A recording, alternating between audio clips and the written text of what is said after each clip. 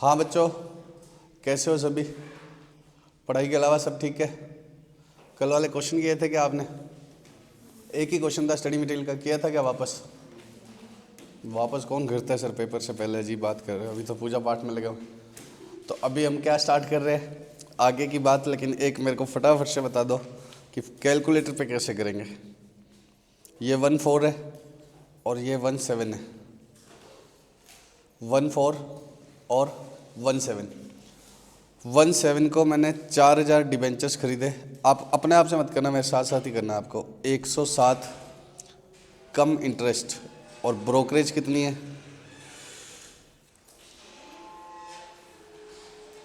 1% brokerage है। ऐसे नहीं, ऐसे नहीं, आपको इस कॉलम में क्या भरना होता है? एक्स इंटरेस्ट अमाउंट ना। तो अब आप कौन से बटन दबाएंगे कैलकुलेटर में? 4000 इंटू 107 एम प्लस, पक्का? फिर इसमें से इंटरेस्ट माइनस करना है। 4 लाख का अब जब तक नहीं देंगे तो हम तो 12% है ना, इंटू 12% इंटू 3/12, ये क्या हो गया? M minus. अब एम आर सी दबते ही क्या आ गया? ये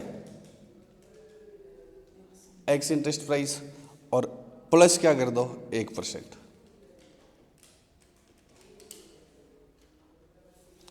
ये वाली अमाउंट आ जाएगी ना? समझ गए क्या? पहले तुम्हारे एम में कुछ होना नहीं चाहिए मेमोरी में। पहले कैलकुलेटर पे अगर किसी की स्क्रीन पे क्या आ रहा है, एम आ रहा है, तो उसको हटा देना पहले। वापस से करो, यही बटन दबाओ। 4000 इंटू 107 एम प्लस, ये कौन सा प्राइस हो गया? कम इंटरेस्ट। इसमें से ये इंटरेस्ट माइनस कर दिया तो क्या आ गया? X interest price. जैसे एम आर सी दबाओगे तो क्या आ जाएगा? एक्स इंटरेस्ट प्राइस, और फिर प्लस 1%। नहीं समझे हो क्या? नहीं आ रहा है क्या? पक्का? अब आप मेरे को फटाफट से सीधा बताना। ये 1 4 मैंने कब परचेज किया बच्चों? 1 8 को कितने परचेज किए? 3000 debentures at the rate of 107, come interest, brokerage कितनी है? 1%। कैलकुलेटर पे करके फटाफट बताओ अमाउंट वाले कॉलम की। 3,12,090।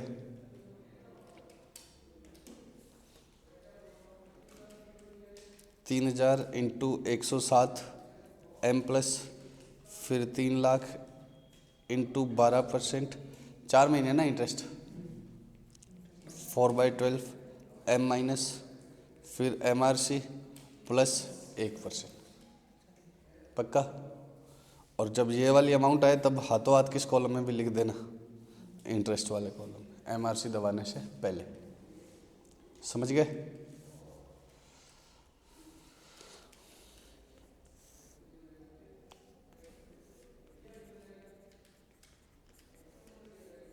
चार 4000 खरीदे एट द रेट ऑफ 107। इस बार इंटरेस्ट रेट 10% कर रहा हूँ पर एनम, ठीक है? कम इंटरेस्ट। और कब खरीदे? 1/7 को। मेरे साथ सुनो, 4000 इंटू 107 एम प्लस, फिर 4 लाख हो गया, फेस वैल्यू 100 है तो, इंटू, अब मैं तो होता 2% कर लेता, समझ रहे हो क्या? 2% 2.5%, सॉरी, 4 लाख का 2.5%। लेकिन नहीं समझ में आता तो 10% इंटू 3/12, ये 2.5% ही आता है ना। 3 महीनों का है तो रेट 1/4 कर लो। एम माइनस, ये अमाउंट आते ही किस में डाल देना? एम माइनस वाली, इंटरेस्ट वाले कॉलम में। फिर एम आर सी प्लस 1%, 4/180। आपको ये करना ऐसे ही सीखना पड़ेगा, क्योंकि अमाउंट पेपर में 70 मार्क्स का भी तो जल्दी जल्दी करना है, खाली 30 का ही थोड़ी करना है। समझ गए ना कौन से बटन प्रेस करने हैं? अच्छा, अगर ये एक्स इंटरेस्ट दिया हो तो सीधा क्या निकालोगे अमाउंट वाले कॉलम की? 4000 इंटू 107 प्लस 1%, तो एम प्लस की जरूरत ही नहीं पड़ेगी। श्योर? अब सेल वाले टाइम ब्रोकरेज क्या करनी होती है? माइनस। मान लो यही ट्रांजेक्शन क्या होता, सेल का होता, तो यहाँ तक तो ये सेम ही रहता।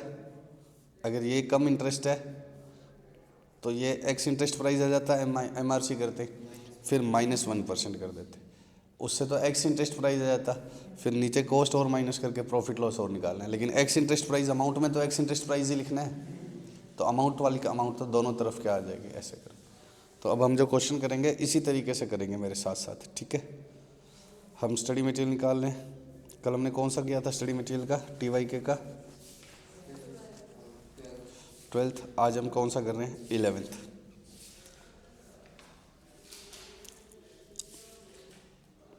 पेज नंबर है बच्चों 5.100। The following information is presented by Mr Z, a stock broker, शाबाश, relating to his holding in 9% central government bonds.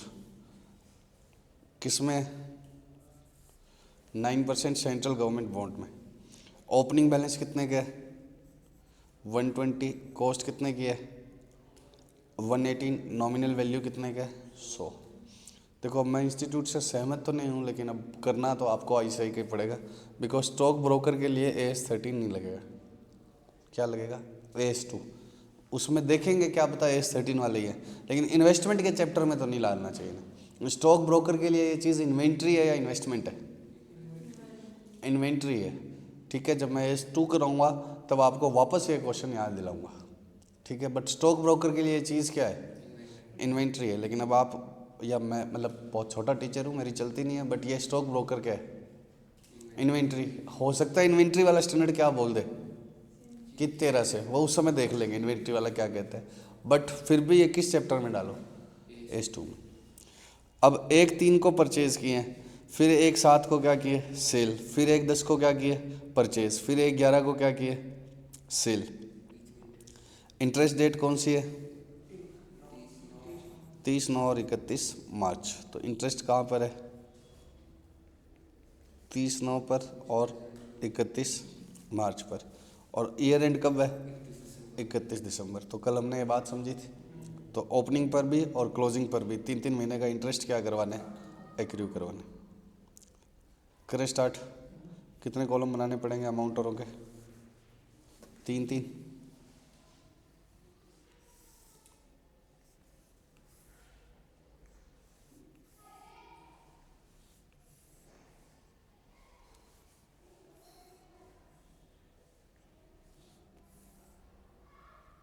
बताओ, टू बैलेंस BD कितना था, एक को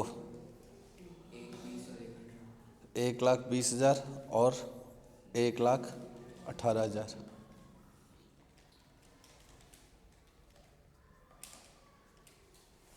1,20,000 और 1,18,000। समझ गए बात। अब इंटरेस्ट भी लिखना पड़ेगा। हम अपना अकाउंट कब क्लोज करते हैं, 31 दिसंबर, मतलब स्टार्ट कब करते हैं, 1/1। बट कंपनी इंटरेस्ट कब देती है, 30, 9, 31 मार्च। फिर अगला कब देती है, 30, 9। ठीक। तो अब कितने टाइम का इंटरेस्ट एक्रू करवाया होगा पिछली बार, 3 महीनों का, वो इधर बताओ। 1,20,000 इंटरेस्ट कितना रेट है, 8 नहीं है, 9 था। तो 1,20,000 का 9% 3 महीनों का निकालो, 2,000। ये नई चीज़ थी ना, जब इंटरेस्ट रेट सेम नहीं हो तो नया क्या आएगा, यही आएगा, 2,700। अब अगला हमने परचेज कब किया है, क्वेश्चन देख के बताओ। 1/3 को 298 एक्स इंटरेस्ट। तो 1/3 को खरीदे, 200 × 98, टू बैंक, इधर कितना आ गया, 20,000, 19,600। अब ब्रोकरेज दी होती तो +1% कर देते, इंटरेस्ट माइनस करना ही नहीं है क्योंकि है ही एक्स इंटरेस्ट, ब्रोकरेज है ही नहीं। ब्रोकरेज होती तो कितना करते कैलकुलेटर पे फटाफट से, 200 × 98 + 1%। बट इंटरेस्ट देना तो पड़ेगा, तो कितने टाइम का देना पड़ेगा, 5 महीनों का। तो 20,000 का 9%, 5 महीनों का इंटरेस्ट निकालो, 750। ये क्या है, 20,000 का 9%, 5 महीनों का। अब 31 मार्च को क्या मिलेगा इंटरेस्ट, उससे पहले है क्या कोई ट्रांजेक्शन,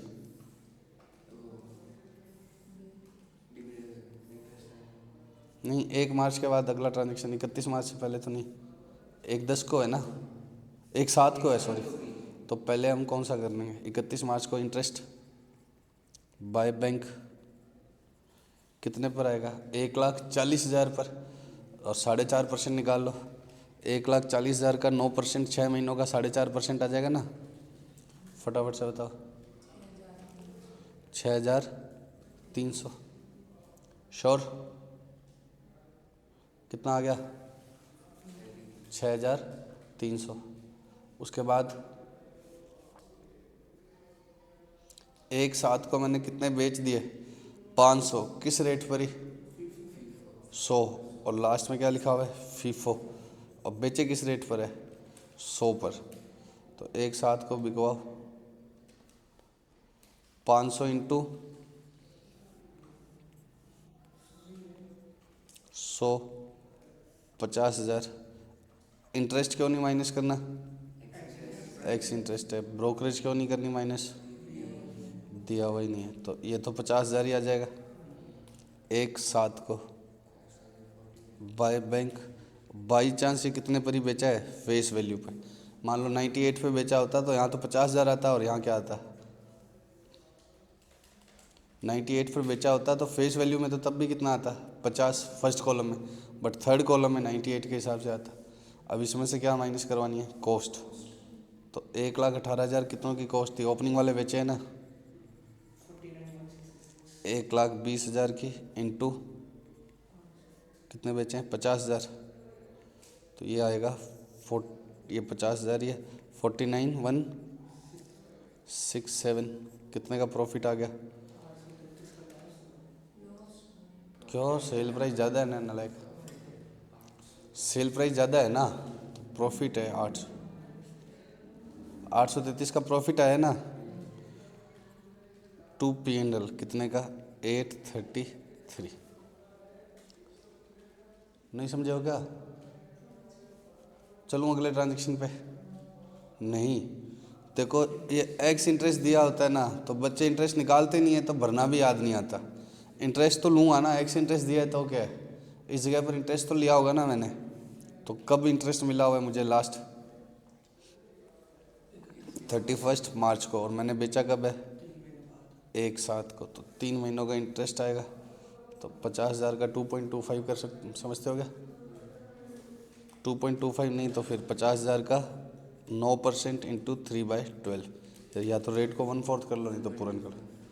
1125, 2.25 कैसे बोल रहा था मैं, रेट का 1/4। पक्का,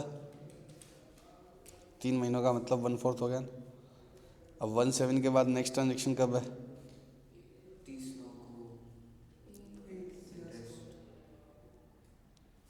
30/9 को क्या आएगा, इंटरेस्ट। यहाँ भी था, मैंने लगाया नहीं, हमने ले तो लिया, बट यहाँ पर भी था। कितना इंटरेस्ट आएगा, 6 महीनों का किस पर आएगा, 1,40 में से 50 में बेच चुका हूँ, तो कितनों पर आएगा, 90,000 पर। 90,000 का 4.5% बताओ, 4,050। 4.5% कैसे आ गया, 9% का 6/12। समझ गए क्या, तो बताओ अब कितनी जल्दी हो रहा है, कल 1 घंटा लग गया था। तो प्रैक्टिस जैसे जैसे करते जाओगे सीधा क्या होता है, समझ गए। अब 30/9 के बाद नेक्स्ट ट्रांजेक्शन क्या है, 1/10 को 150 खरीदे, 98 कम इंटरेस्ट। कैलकुलेटर पे करना, 150 इंटू 98, एम प्लस में डालो, कितना आएगा 150 इंटू 90, शाबाश, समझ में आ गया क्या, कि कब खरीदा है, 1/10 को ही खरीदा है, तो इंटरेस्ट क्या माइनस करोगे, अगले ही दिन तो खरीदा है। कम इंटरेस्ट लिख भी दिया तो क्या इसमें इंटरेस्ट इंक्लूड ही नहीं है, पिछले दिन ही तो इंटरेस्ट मिला है। कल इंटरेस्ट लेके सोया हूँ, अगले दिन तुम्हें बेच रहा हूँ, तो तुमसे क्या इंटरेस्ट मांगूंगा। वैसे ही जो खरीद रहा हूँ तो उसको क्या इंटरेस्ट भरूंगा। कितने का था, 150,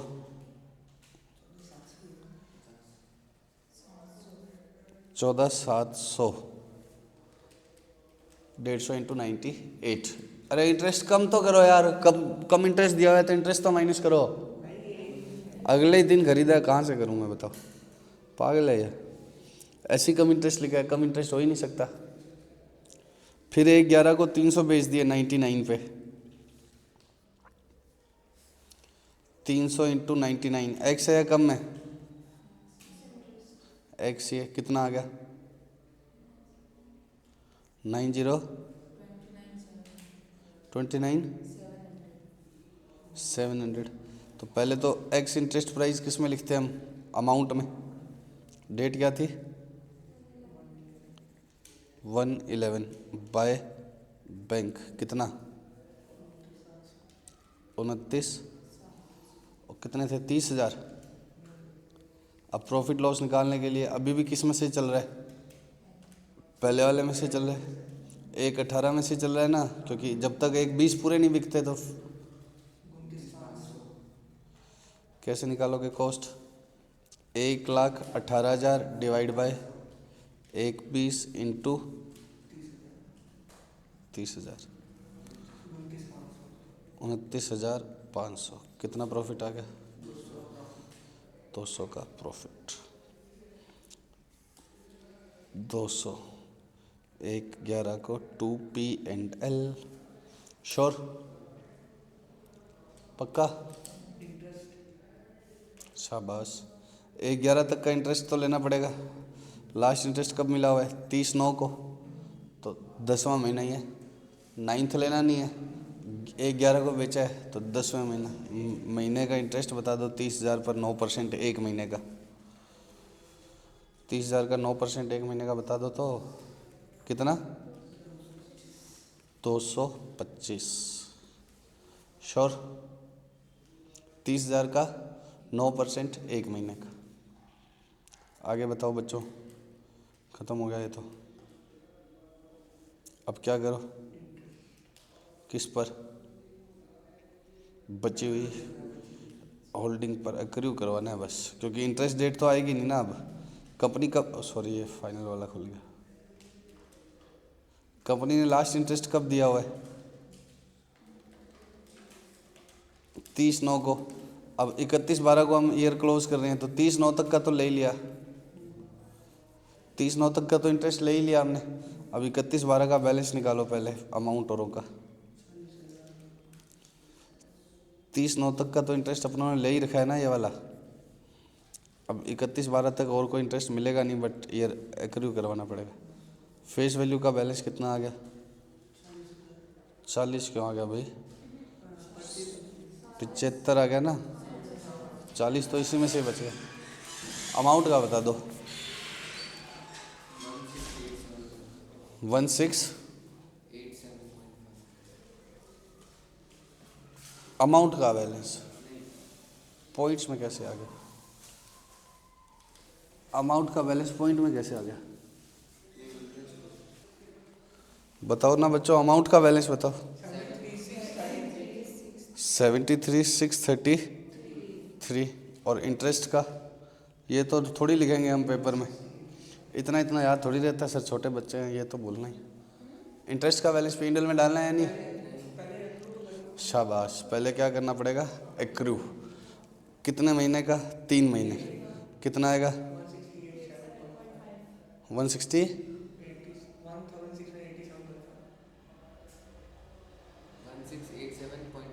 88 कर दूँ, 1688, वो तो मेरा नाम आता है ना स्क्रीन पे, बढ़िया रहता है। 1688 बताओ, 1688 कैसे आया 75,000 का 12% 3 मंथ्स का। ओहो, क्या यार, चेक भी ना करो, 9% 3 मंथ्स का 1688, 2 8 आगे देखो 1688। अब बताओ इसके क्या हो गया 1688, बैलेंस कितना आया इंटरेस्ट का। अब सही है, क्या बताया इंटरेस्ट का बैलेंस बताओ, जितना रोका था उतना लिस्ट आगे पीछे कर दिया।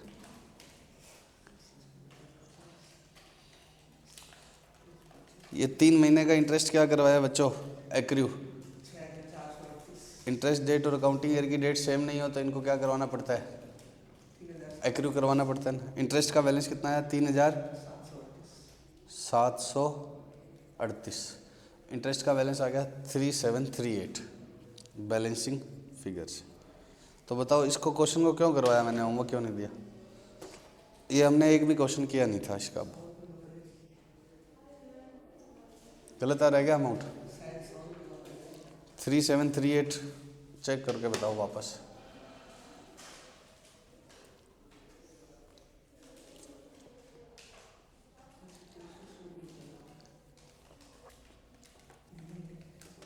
नहीं आ रहा क्या 3738?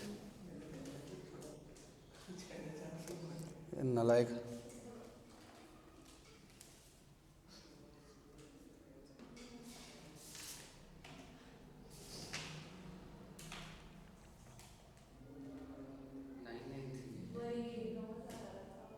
कितना आ रहा है बताओ तो सही। पक्का यही आ रहा है ना?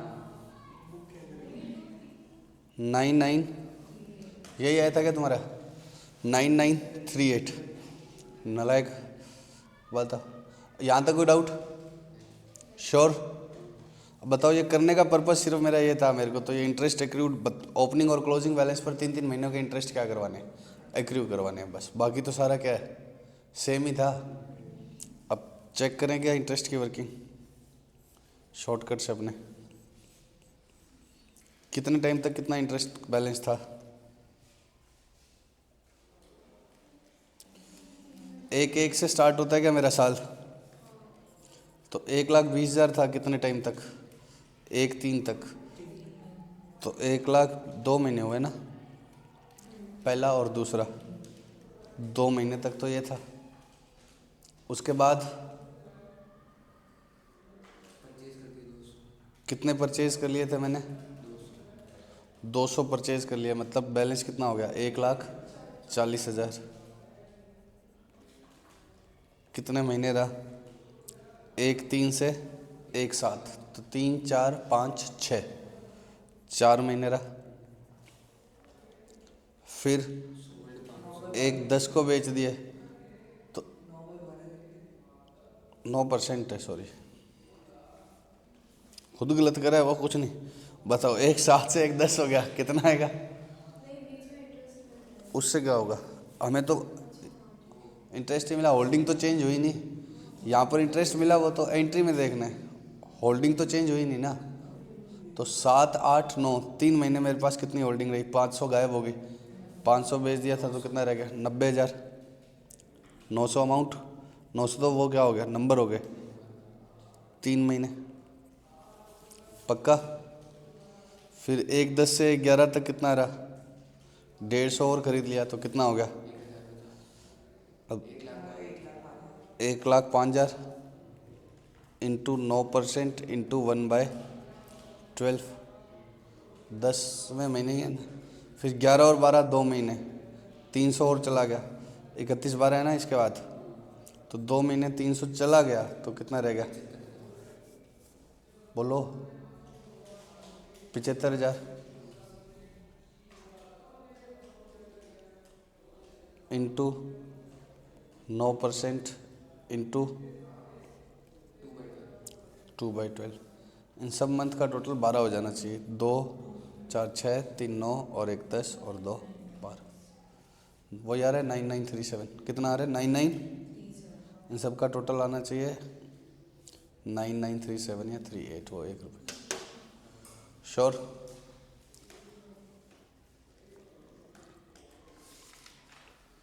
समझ गए बात? तो ये सारा किसके बारे में है बच्चों?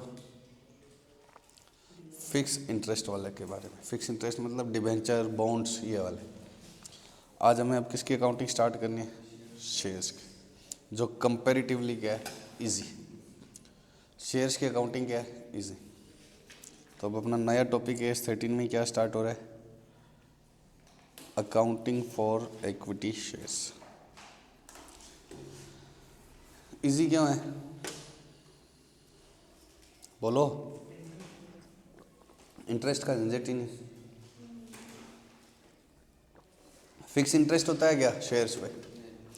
शेयर्स पर डिविडेंड क्या होता है? कंपनी की इच्छा है, दे दे दे ना देना। आराम से समझना।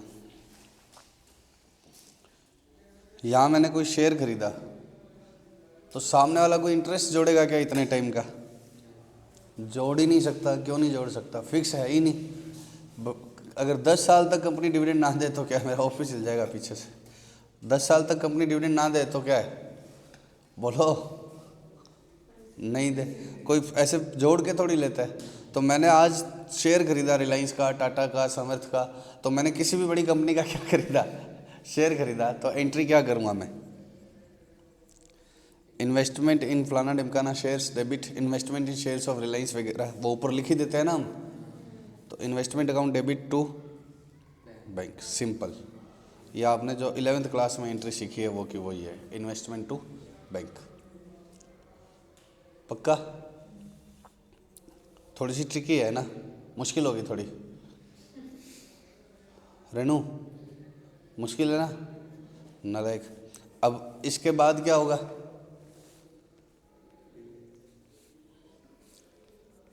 एक तो हमें सीखना है बोनस शेयर की एंट्री, और एक किसकी सीखनी है? राइट इशू की। और फिर हमें क्या सीखना है? डिविडेंड और सेल। ठीक है, तो पहले हम किसकी बात करते हैं? बोनस शेयर की।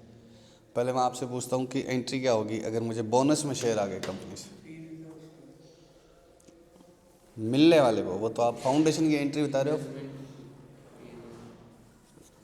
फ्री रिजर्व्स टू कैपिटल तो किसकी एंट्री है? इशूअर की। वो तो फाउंडेशन की एंट्री आप रिलायंस के पॉइंट ऑफ व्यू से बता रहे हो। रिलायंस क्या एंट्री करती? मैं बात कर रहा हूँ कि क्या है, इन्वेस्टर जिसको शेयर मिला। आज मेरे घर में क्या आ गया? ये शेयर आ गया। ये शेयर कंपनी की तरफ से फ्री में आ गया। मैं क्या एंट्री करूँ? मैंने कहा पैसे बताओ, उसने कहा पैसे नहीं चाहिए, फ्री में रखो, एंजॉय।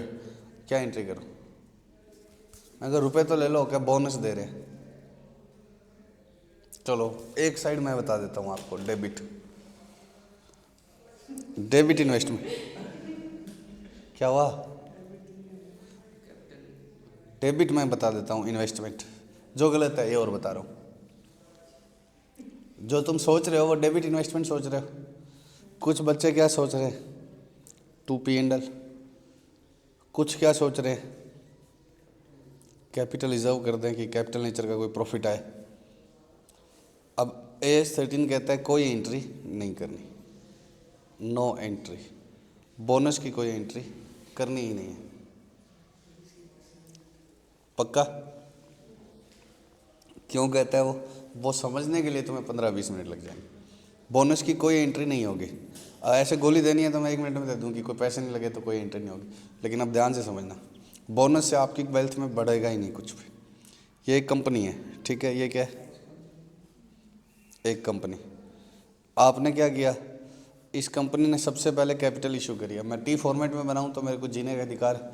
जब पूरा चैप्टर आएगा हमारे किसका? फाइनेंशियल स्टेटमेंट्स का, जिसमें हम एक एक चीज़ बात करेंगे कि स्टेटमेंट फॉर्म में बनाएंगे। और ट्रेडिंग मतलब balance sheet P and L का बिल्कुल क्या है, जो 12th में था ना, छोटा सा चैप्टर तुम्हारे यहाँ पर पूरा क्या है, डिटेल चैप्टर है कि प्रिपरेशन ऑफ फाइनेंशियल स्टेटमेंट। तो उसमें कर लेंगे। एक बार टी फॉर्मेट में बनाने दो। कैश डेबिट और कैपिटल 1 लाख। ये कंपनी बनी थी कितने शेयर के साथ? 1000 शेयर के साथ। ठीक। तो इस कंपनी के शेयर का मार्केट प्राइस क्या रहेगा? इस कंपनी में एसेट थी 1 लाख और बांटने वाले कितने थे? 1000। तो कितना रहेगा? 100। अब आगे इस कंपनी ने क्या कमाए? प्रॉफिट कमाए। सेकंड बैलेंस शीट में कंपनी ने क्या कमाए? प्रॉफिट। गुलाबी कर देता हूँ इसको। प्रॉफिट कमाए। मान लो इस कंपनी में फीसें आ गई, cash to P and L. Fees आएगी तो नेट इम्पैक्ट क्या पड़ेगा? असेट साइड में कैश बढ़ जाएगा और लायबिलिटी साइड में रिजर्व्स पी एंड एल। तो कैश हो गया 2 लाख और इधर पी एंड एल कितने का आ गया? 1 लाख। और कैपिटल कितने की आ गई? 1 लाख। अब बताओ इस कंपनी में नेट एसेट कितनी होगी? 2 लाख की होगी अब एसेट। अब वही 2 लाख रुपए कितनों में बटने हैं? 1000 शेयर में। तो पर शेयर प्राइस कितना हो जाएगा? 200। तो कंपनी जैसे जैसे कमाई करती रहेगी उसके शेयर का प्राइस क्या होता जाएगा? बढ़ता। अब ये एग्जैक्टली मार्केट में क्या नहीं होगा? 200 नहीं होगा, क्योंकि खाली प्रॉफिट का इम्पैक्ट नहीं पड़ता। इको में पढ़ते थे ना आप, अगर बाकी चीज़ें कांस्टेंट रहे, अगर बाकी चीज़ें क्या रहे कांस्टेंट, तो शेयर का प्राइस कितना हो जाएगा 200। If other things remain constant, तो कंपनी की एसेट बढ़ेगी और बांटने वाले उतने ही हैं, तो क्या होगा शेयर का प्राइस कितना हो जाएगा 200। इसको हम क्या बोलते हैं थियोरिटिकल प्राइस। थियोरिटिकल मतलब थियोरी के लिए, एक्चुअली वे 190 भी हो सकता है, 210 भी हो सकता है। इसकी वजह से 200 होना था, किसी और चीज़ का भी फेवरेबल इम्पैक्ट पड़ गया तो वो कितना हो जाएगा 210। दूसरी चीज़ का फेवरेबल अनफेवरेबल पड़ गया तो 190। अब कंपनी ने क्या इशू किया, बोनस। कंपनी ने क्या इशू किया, बोनस। तो बोनस इशू करते थे तो आपको फाउंडेशन में याद है, आप एंट्री डालते थे P&L टू कैपिटल, याद है, रिजर्व्स टू कैपिटल, अलग अलग रिजर्व्स यूज़ करते थे। जब कंपनी बोनस इशू करेगी तो क्या होगा, कंपनी की कैपिटल बढ़ जाएगी और डेबिट में बैंक आया नहीं, तो कंपनी एंट्री क्या डालेगी, रिजर्व्स टू कैपिटल। तो जैसे ये रिजर्व्स टू कैपिटल एंट्री डलेगी तो कंपनी की बैलेंस शीट में क्या चेंज होगा, बैलेंस शीट नंबर 3 किस कलर की बनाऊं, ग्रीन, शाबाश। कैश बढ़ी या कम हुई, नो चेंज। कैपिटल कितने की होगी, 2000 इंटू 100, 2 लाख, और P&L क्या हो गया, गायब। पक्का समझ गए बात। अब कंपनी के शेयर का प्राइस बताओ कितना हो जाएगा, 2 लाख थे पहले, भी 2 लाख की एसेट थी, अब भी कितने की एसेट थोड़ी बढ़ गई। अब बांटने वाली शेयर कितने हो गए 2000, पर शेयर प्राइस वापस कितना आ जाएगा 100। तो as soon as bonus is announced या distributed, the share price of company gets reduced या इंक्रीज्ड। जिस रेशो में बोनस होगा उसी रेशो में प्राइस, ठीक है। अब मैं प्रशांत महेश्वरी इस कंपनी का शेयर होल्डर था, मेरे पास इस कंपनी के कितने शेयर थे, 10 शेयर्स शुरू में खरीदे थे मैंने। तो 10 शेयर जब मैंने शुरू में खरीदे थे तो मेरा एक शेयर प्राइस कितने का था, 100 का। तो 10 शेयर 100 के थे तो कितने के थे, 1000। अब प्राइस बढ़ता गया, कंपनी प्रॉफिट कमाती गई, तो वही 10 शेयर कितने के हो गए थे दोबारा, 2000। जब कंपनी प्रॉफिट कमा रही थी तो 2000। अब कंपनी का आया बोनस, कंपनी का क्या आया बच्चों, बोनस। मेरे पास कंपनी आई, आती नहीं है ऐसे समझाने के लिए बोल रहा हूँ, डीमेट में आते हैं सीधे। उन्होंने बोला ये लो बोनस शेयर ले लो, मैंने क्या ले लिया, बोनस शेयर। मैंने कहा पैसे, वो कह रहे बोनस का मतलब भी क्या होता है, पैसे नहीं देने। मैं अपने घर में गया खुशी खुशी, क्यों, 10 शेयर पहले थे, 10 और हो गए, पहले वाले 200 के थे, ये 200 के और हो गए। तो मुझे लगा कि मेरी वेल्थ कितनी होगी, 2000 से कितनी होगी, 4000। मैं अपना खुश, ठीक है। मैंने पार्टियाँ वार्टियाँ कर ली। बाद में मैंने स्टॉक एक्सचेंज उठाया तो क्या मिला, 200 का शेयर कितने का मिला मुझे, 100 का ही मिला। तो मेरे को लगा कि मेरी 4000 की वेल्थ होगी, लेकिन एक्चुअल में बोनस के बाद मेरे शेयर जरूर कितने हो गए, 20। बट एक शेयर अब वापस कितने का हो गया, 100 का। तो मैं पहले भी 2000 का ही था और अब भी क्या था, तो बोनस से मेरी कोई वेल्थ तो बढ़ी ही नहीं ना।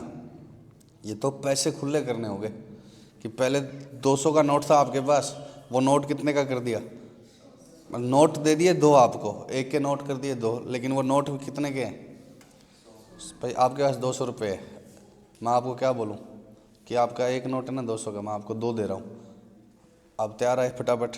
लेकिन जैसे ही आपने देखा तो नोट तो इसने 100 का दिया, तो कोई वैल्यू बढ़ी क्या आपकी।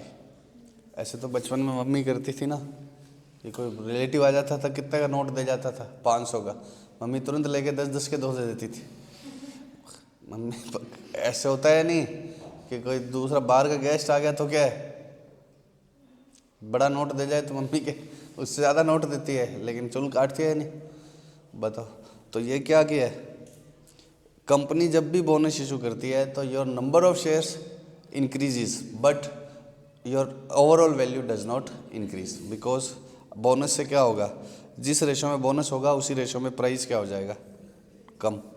तो बोनस अगर 1-2 के लिए एक शेयर है, बोनस में शेयर डबल हो गए तो प्राइस क्या होगा, आधा होगा।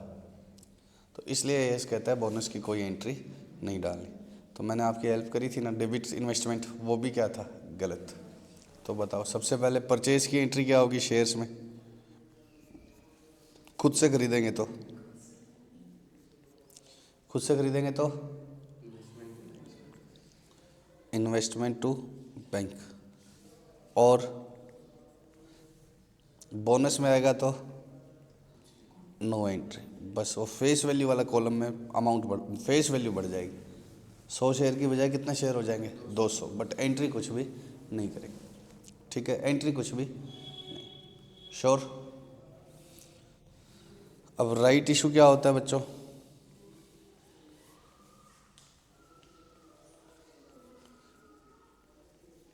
राइट इशू का मतलब क्या होता है? एग्जिस्टिंग शेयर होल्डर्स को क्या देना? पहले मौका देना। देखो एक बात सुनो, अभी आप बच्चे हो, मैंने आपके साथ मिलकर क्या बनाई? एक कंपनी बनाई। एक कंपनी बनाई, कौन सी? समर्थ लिमिटेड। ठीक है, समकित कहाँ से आ गया बीच में? क्या बोला था? फिर ठीक है, अब सुनो, इसमें कैश आ गया 10 लाख का, और इक्विटी शेयर कैपिटल कितने की आ गई? 10 लाख। कैसे आई है कैपिटल? 10,000 शेयर कितने रुपए के? 100। श्योर। 10,000 शेयर कितने रुपए के आ गए? 100 के। कोई डाउट इसमें? अब ये 10,000 में से मैंने 6,000 शेयर तो अपने पास रखे हुए हैं, और 4,000 शेयर किसके पास है? तुम बच्चों के पास। अब मैं तुम्हें फाउंडेशन का गिनूँ या इंटर का गिनूँ? 4,000 शेयर मैंने पब्लिक मतलब स्टूडेंट्स को इशू, तुम्हें मैं बोल देता हूँ चलो इंटर के, तो इंटर के बच्चों को इशू किए। अब ये कंपनी हमारी बढ़िया चल पड़ी। ये कंपनी क्या है? बढ़िया चली, और इधर क्या आ गया? कैश और P&L बढ़ गया। अब मुझे और इसको आगे बढ़ाना है। अब मुझे इसको क्या करना है? और आगे बढ़ाना है। तो इसके लिए रुपए की और ज़रूरत है। देखो अच्छा चलता है काम, तो भी क्या है? और जैसे मान लो अभी हम कॉमर्स में ही पढ़ा रहे हैं, अब अपना ठीक नाम हो गया तो अपने किस में जाना चाहते हैं? आर्ट्स में, साइंस में, या छोटी क्लासेस में। तो उसके लिए और फर्नीचर और तो बनाना पड़ेगा। तो इसका हमारा नाम और चला, तो हमने क्या किया? और पैसे की ज़रूरत है। अब मैंने कहा कि तुम इंटर वाले बच्चों को शेयर नहीं दूंगा, मैं किसको दूंगा? अब नए शेयर किसको इशू किए जाएंगे? फाउंडेशन वालों को। तो ये आपके साथ चीटिंग है या नहीं? अभी आपका इस कंपनी में 40% स्टेक है। अब जैसे ही मैंने मान लो 5,000 उधर इशू किए, कुछ ले लिए, कुछ तो खुद ले लिए, और बाकी फाउंडेशन वालों को दे दिए। तो आपका 4,000 था आउट ऑफ 10,000। अब आगे कितना होगा? 4 आउट ऑफ 15। तो आपका स्टेक तो क्या कर दिया मैंने? कम। तो ऐसा कौन नहीं होने देता? Company law. कंपनी लॉ क्या बोलता है कि अगर पहले कोई कंपनी आगे सब्सिक्वेंट इशू करेगी, तो पहले क्या करेगी? Right issue. ये तो एक तरह से ये हो गया कि मैंने दूसरे पार्टनर मिला लिए without consent of existing partner. अगर कंपनी किसको इशू कर दे? सीधा थर्ड पार्टी को, बिना एग्जिस्टिंग शेयर होल्डर को ऑफर दिए, तो क्या होगा? It is like admission of new partner without the consent of existing partner. लेकिन अब एक एक से कंसेंट तो ली नहीं जा सकती, बिकॉज ये कंपनी है, शेयर होल्डर क्या है? स्कैटर्ड अक्रॉस द कंट्री है। तो कंपनी लॉ ये क्या इंश्योर करता है कि कंसेंट नहीं लेनी। अगर आपको पब्लिक इशू करना है तो पहले क्या करना होगा? एग्जिस्टिंग वालों को ही क्या मौका देना पड़ेगा कि तुम खरीद लो, और तुम खरीदते हो तो ठीक है, तुम नहीं खरीदोगे तो will go for public issue. पक्का? ये कंपनी लॉ में लिखा हुआ है कि पहले किसको मौका मिलना चाहिए? एग्जिस्टिंग शेयर होल्डर को। अब एग्जिस्टिंग शेयर होल्डर को मौका मिलना चाहिए। एग्जिस्टिंग शेयर होल्डर अलग अलग देश के कोने में, उनके पास क्या जाता है? Right offer. पहले लेटर आता था मेल से, मतलब चिट्ठी टाइप का, अब क्या आता है? मेल से आ जाता है। ठीक है, कि आप हमारी कंपनी के शेयर हो, हम इतने इतने रुपए पर शेयर इशू कर रहे हैं। अब सुनो, अगर इस समय राइट वाले टाइम शेयर का मार्केट प्राइस 50 रुपये है, और कंपनी ऑफर प्राइस भी कितना रखे? 50 ही रखे, तो क्या होगा? दी शेयर होल्डर मतलब will not feel attracted towards this offer. उनको क्या लगेगा? ये 50 में तो बाज़ार में मिल रहा है, तो ये कंपनी क्या क्या राइट है? बाज़ार में खरीद लेंगे। तो अगर इसको राइट को सक्सेसफुल बनाना है तो इस प्राइस को स्लाइटली क्या रखना पड़ेगा? कम। अब ये 48 भी हो सकता है, कुछ भी हो सकता है, मैंने एक बार 45 मान लिया कि राइट प्राइस थोड़ा सा क्या रखना पड़ेगा? कम। अदरवाइज इन शेयर होल्डर को लग रहा है कि ये क्या राइट है। पक्का? और कंपनी इसको सक्सेसफुल बनाना चाहती है। क्यों चाहती है? ये पब्लिक इशू में जाना पड़ गया तो एक तो डिले हो जाएगा प्रोजेक्ट, और दूसरा कॉस्ट और एक्स्ट्रा लगेगी, प्रोस्पेक्टस वगैरह। और तो कंपनी स्लाइटली मार्केट प्राइस क्या रखती है, लोअर, किससे, करंट एग्जिस्टिंग मार्केट प्राइस से, so that the share holders will attractive towards this offer. तो अदरवाइज तो उनको लगेगा कि क्या मतलब है, आज मैं तुम्हारी दुकान पे आऊँ और एक मोबाइल 10,000 का है और तुम्हारी दुकान मोबाइल की है, और मैं बोलूँ कि सर बच्चे मोबाइल दिखा, और आप कहते हो कि सर आपका राइट है, आपकी दुकान है, 10,000 का मोबाइल है, तो मैं कहूँगा फिर तो मैं कहीं से खरीद लूँगा, राइट वाली बात ही मत कर। बोलो तो थोड़ा सा क्या होना चाहिए, लोअर, ताकि ये लोग खरीदे। तुम्हें मुझे रोकना है तो क्या होगा, कुछ ना कुछ क्या होना चाहिए, लालच देना पड़ेगा। पक्का, श्योर। तो राइट इशू क्या होता है, मार्केट प्राइस से थोड़ा क्या रखा जाता है, कम। तो मान लो मेरे पास 1000 शेयर खरीदने का ऑफर आया, कितने रुपए का, 45 का। अब मैं खरीद लूँ तो वेल एंड गुड, खरीद लूँगा तो एंट्री क्या होगी, इन्वेस्टमेंट टू बैंक, कितने का, 45। और मेरे पास क्यों आया ऑफर ये, क्योंकि मैं पक्का पहले से क्या हूँ, इस कंपनी का एग्जिस्टिंग होल्डर हूँ। मेरे पास ऑफर इसीलिए आया है, मेरे पास ये ऑफर इसीलिए आया है, मेरे पास ये ऑफर इसीलिए आया है क्योंकि मैं पक्का इस कंपनी का क्या हूँ, एग्जिस्टिंग होल्डर हूँ। अगर अदरवाइज कंपनी मेरे को क्यों देगी ऑफर, पक्का, और मैंने खरीद लिए तब तो नॉर्मल एंट्री हो जाएगी, इन्वेस्टमेंट टू बैंक। खरीद लिए तब तो क्या होगी, नॉर्मल एंट्री। अब मैंने नहीं खरीदने, क्यों नहीं खरीदने, मेरे पास रुपए नहीं है, बात खत्म, 45,000 भी देने के, ठीक है। मैं इस कंपनी में और इन्वेस्टेड नहीं होना चाहता, कि मेरे कुछ पैरामीटर्स हैं, मैं उसके हिसाब से चलता हूँ कि मैं इस सेक्टर की कंपनी में, मान लो बैंकिंग कंपनी का शेयर है तो मैं बैंकिंग में इतनी लगाऊंगा, मैं बाकी किस में लगाऊंगा, मोटर सेक्टर में या किस में भी क्यों लगाऊंगा, ये मेरे पास रुपए नहीं है तो मैं नहीं खरीदना चाहता। तो मैं फिर क्या करूँ, किसी और को रिनाउंस कर सकता हूँ। तो मैंने किसको रिनाउंस करवा दिया, विपुल को। मैं गया विपुल के पास कि विपुल भाई बहुत शानदार ऑफर है, कंपनी का शेयर चल रहा है 50 का और तुम्हें दिलवा दूंगा 45 में, ठीक है। विपुल खुद क्यों नहीं खरीद रहा, विपुल एग्जिस्टिंग होल्डर होता तब मिलता ना, उसको थोड़ी मिल रहा है 45 पे। 45 का राइट तो सिर्फ किसके पास है, मेरे पास ही है। तो मैं कहा विपुल भाई मस्त है, देखो 50 का तो अब चल रहा है, देखना तुम आगे तो 100 पे जाएगा और तुम्हें 45 पे दिलाता हूँ। विपुल कहता है कोई बात नहीं, दिला दो, मेरा क्या जा रहा है। मैं कहा ऐसे मेरे नाम के पीछे लगता है महेश्वरी, ठीक है, और 2 रुपये पर शेयर दे दो मेरे को कितने रुपए दे दो, 2 रुपये पर शेयर। तो क्या होगा, विपुल दे देगा या नहीं, विपुल को तब भी ठीक पड़ रहा है ना, 45 कंपनी को भेजेगा और 2 मुझे दे देगा, 47 का ही पड़ा ना तब भी, 50 का शेयर। तो अब बताओ तब मैं क्या एंट्री करूं, मुझे विपुल से 2 रुपये आ गए तो मैं एंट्री क्या करूं, बैंक डेबिट 2 रुपया टू P&L, क्योंकि मेरी एग्जिस्टिंग होल्डिंग थोड़ी बेच दी मैंने, इन्वेस्टमेंट थोड़ी काटूंगा। जो पहले से शेयर थे वो तो मेरे पास पड़े ही हैं, बस मैं तो नए खरीद सकता था वो नहीं खरीद रहा, इधर इन्वेस्टमेंट थोड़ी काटूंगा। जो पहले से शेयर पड़े हैं वो तो पड़े ही हैं ना। ये मान लो 1000 शेयर का ऑफर क्यों आया, क्योंकि मेरे पास पहले से इस कंपनी के कितने शेयर पड़े थे, 5000। वो बेच रहा हूँ क्या मैं, नहीं, मैं विपुल को 5000 में से कुछ थोड़ी बेच रहा हूँ, मैं तो विपुल को वो बेच रहा हूँ जो मैं खरीद सकता था, जो एक राइट मेरे पास था खरीदने का, वो मैंने क्या कर दिया, रिनाउंस कर दिया। तो इसको क्या बोलते हैं, रिनाउंसमेंट ऑफ राइट। तो अगर आप इसको रिनाउंस कर दोगे तो क्या होगा, बैंक टू P&L। अब ये पूरा क्लियर तो कब होगा, जब हम प्रैक्टिकल क्वेश्चन करेंगे।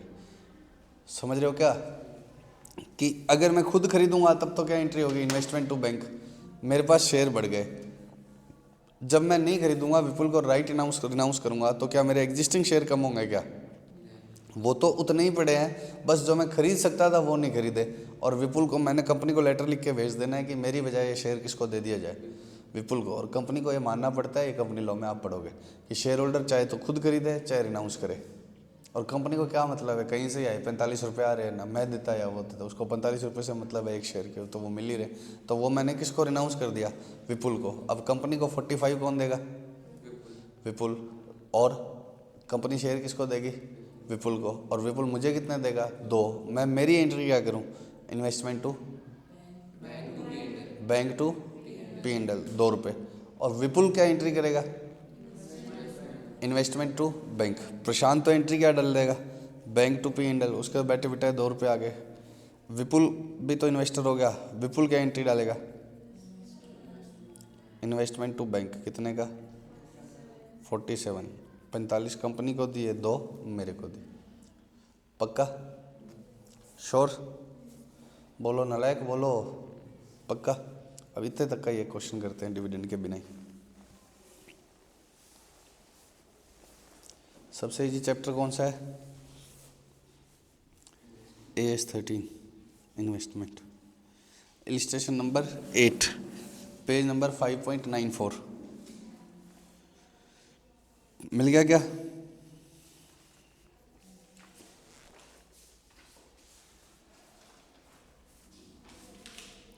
क्या हो गया? पेज कैसे ढूंढते हैं बताऊं क्या? पहले जैसे 9 8 आ गया तो 4 पीछे जाने, बड़ा नंबर आ गया तो पीछे जाने, छोटा नंबर आया तो आगे जाए, थोड़ा मुश्किल। इलिस्ट्रेशन 8, ऑन 1 अप्रैल 2001, 1 अप्रैल 2001 को रजत एड 50,000 शेयर्स। कितने शेयर थे इसके पास? किसके थे? पी लिमिटेड के। अंडरलाइन कर लिया करो जहाँ भी पी मिले, पी अच्छे लोगों का नाम होता है। At a book value of 15 पर शेयर, कितने रुपए का है? तो ये तो ओपनिंग वैल्यू है। नॉमिनल वैल्यू कितने की है? 10। He provides you the following information. 20 जून को उसने 10,000 शेयर और खरीदे पी के, कितने रुपए पर? 16 पर। 1 अगस्त को पी लिमिटेड ने फिर क्या किया? एक इक्विटी बोनस इशू किया for every 6 shares held by share holder, 6 पर 1। और फिर 31 अक्टूबर को directors of P limited announce the right issue which entitles the holders to, एक बार पढ़ लो बस, कैलकुलेशन बाद में करेंगे, आंसर करेंगे तब। To subscribe the shares for every 7, 7 के लिए क्या दे दिया? 1 का बोनस, 3 का, 7 के लिए कितने का बोनस? 3 का।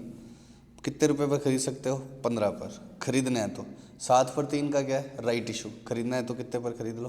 15 रुपये पर। शेयर होल्डर चाहे तो राइट क्या कर सकते हैं? एक्सरसाइज कर सकते हैं, या क्या कर सकते हैं? ट्रांसफ़र। ट्रांसफ़र मतलब जैसे मैंने विपुल को दे दी। रजत सोल्ड 1/3 ऑफ एंटाइटलमेंट टू उमंग। रजत था ना इन्वेस्टर, 1/3 तो उसने उमंग को बेच दिया एंड सब्सक्राइब द रेस्ट, और बचे हुए उसने खरीद लिए। तो कुछ इसने खरीद लिया, कुछ किसको बेच दिया? विपुल को एक तरह से। यू आर रिक्वायर्ड, मतलब इस क्वेश्चन में उमंग को बेचें। You are required to prepare investment account in the books of Rajat for the year ended. Rajat का ही पूछेगा, इन्वेस्टर तो रजत ही है। तो सबसे पहले तो क्या लिखोगे? Books of Rajat, investment account, equity shares. क्या नहीं लिख रहा है? रेट क्यों नहीं लिख रहा? रेट होती नहीं है तो कहाँ से लिखे? अब 50,000 कितने रुपए पर ऑलरेडी थे इसके पास? 15। तो 1 अप्रैल को क्या लिख दिया इसने? Number of shares, amount, dividend का कॉलम, इंटरेस्ट का कॉलम नहीं है ना इसमें, इसने नंबर का बना दिया। आप चाहो तो किसका बना सकते हो? Face value. ठीक है, शेयर में ये पता नहीं नंबर का बनाता है, मुझे तो यही नहीं पता फेस वैल्यू या नंबर का बनाना ही क्यों है, बस ठीक है बनाता है तो आपको भी एग्जाम में बनाना पड़ेगा। ये तो ऐसे इंटरेस्ट की कैलकुलेशन ईजी हो जाती है, वो कह रहे। इसमें तो डिविडेंड चाहिए ही नहीं फिर। ठीक है, अब ठीक है आपको मान लो, चलो जो मर्जी मान लो, बस बनाना तो है। नंबर ऑफ शेयर्स का बना दिया, कितने का? 50,000 इंटू 15, 15 नहीं तो बोलो, लिखूँ क्या ये? तो वहाँ बोलोगे तो भी नहीं लिखूँगा। ऑन 20 जून उसने 10,000 शेयर और ख़रीद लिए, कितने रुपए के? 16 रुपए के। 20 जून को, 1/4 को तो है ही उसके पास, 20 जून को उसने और क्या ख़रीद लिए? 16 रुपये के हिसाब से 10,000 शेयर। तो टू बैंक आ गया 20 जून को, 10,000 इंटू 16। श्योर? 1 अगस्त को क्या हुआ? Bonus, 1 equity share for every 6, 6 के लिए 1। तो अभी मेरे पास कितने हैं टोटल? 60,000। तो 6 के लिए 1 तो मतलब 10,000 का बोनस। क्या एंट्री डाली? इन्वेस्टमेंट टू पी इंडल, कुछ नहीं, यहाँ कुछ नहीं करना, ये एंट्री है ही नहीं। जब तक अमाउंट में कुछ नहीं लिखा कोई एंट्री है ही नहीं। ये तो सिंपली क्या बढ़ाया इसने? फेस वैल्यू बढ़ाई है। ठीक है, ये कोई एंट्री नहीं है कि ये इन्वेस्टमेंट डेबिट हो गया और 2 बोनस इशू क्रेडिट हो गया, बस ये बोनस इशू लिखा हुआ है, ये कोई एंट्री नहीं है, ये सिर्फ क्या बढ़ाई है? फेस। पक्का? 1/8 को। अब उसके बाद 31 अक्टूबर को क्या किया कंपनी ने?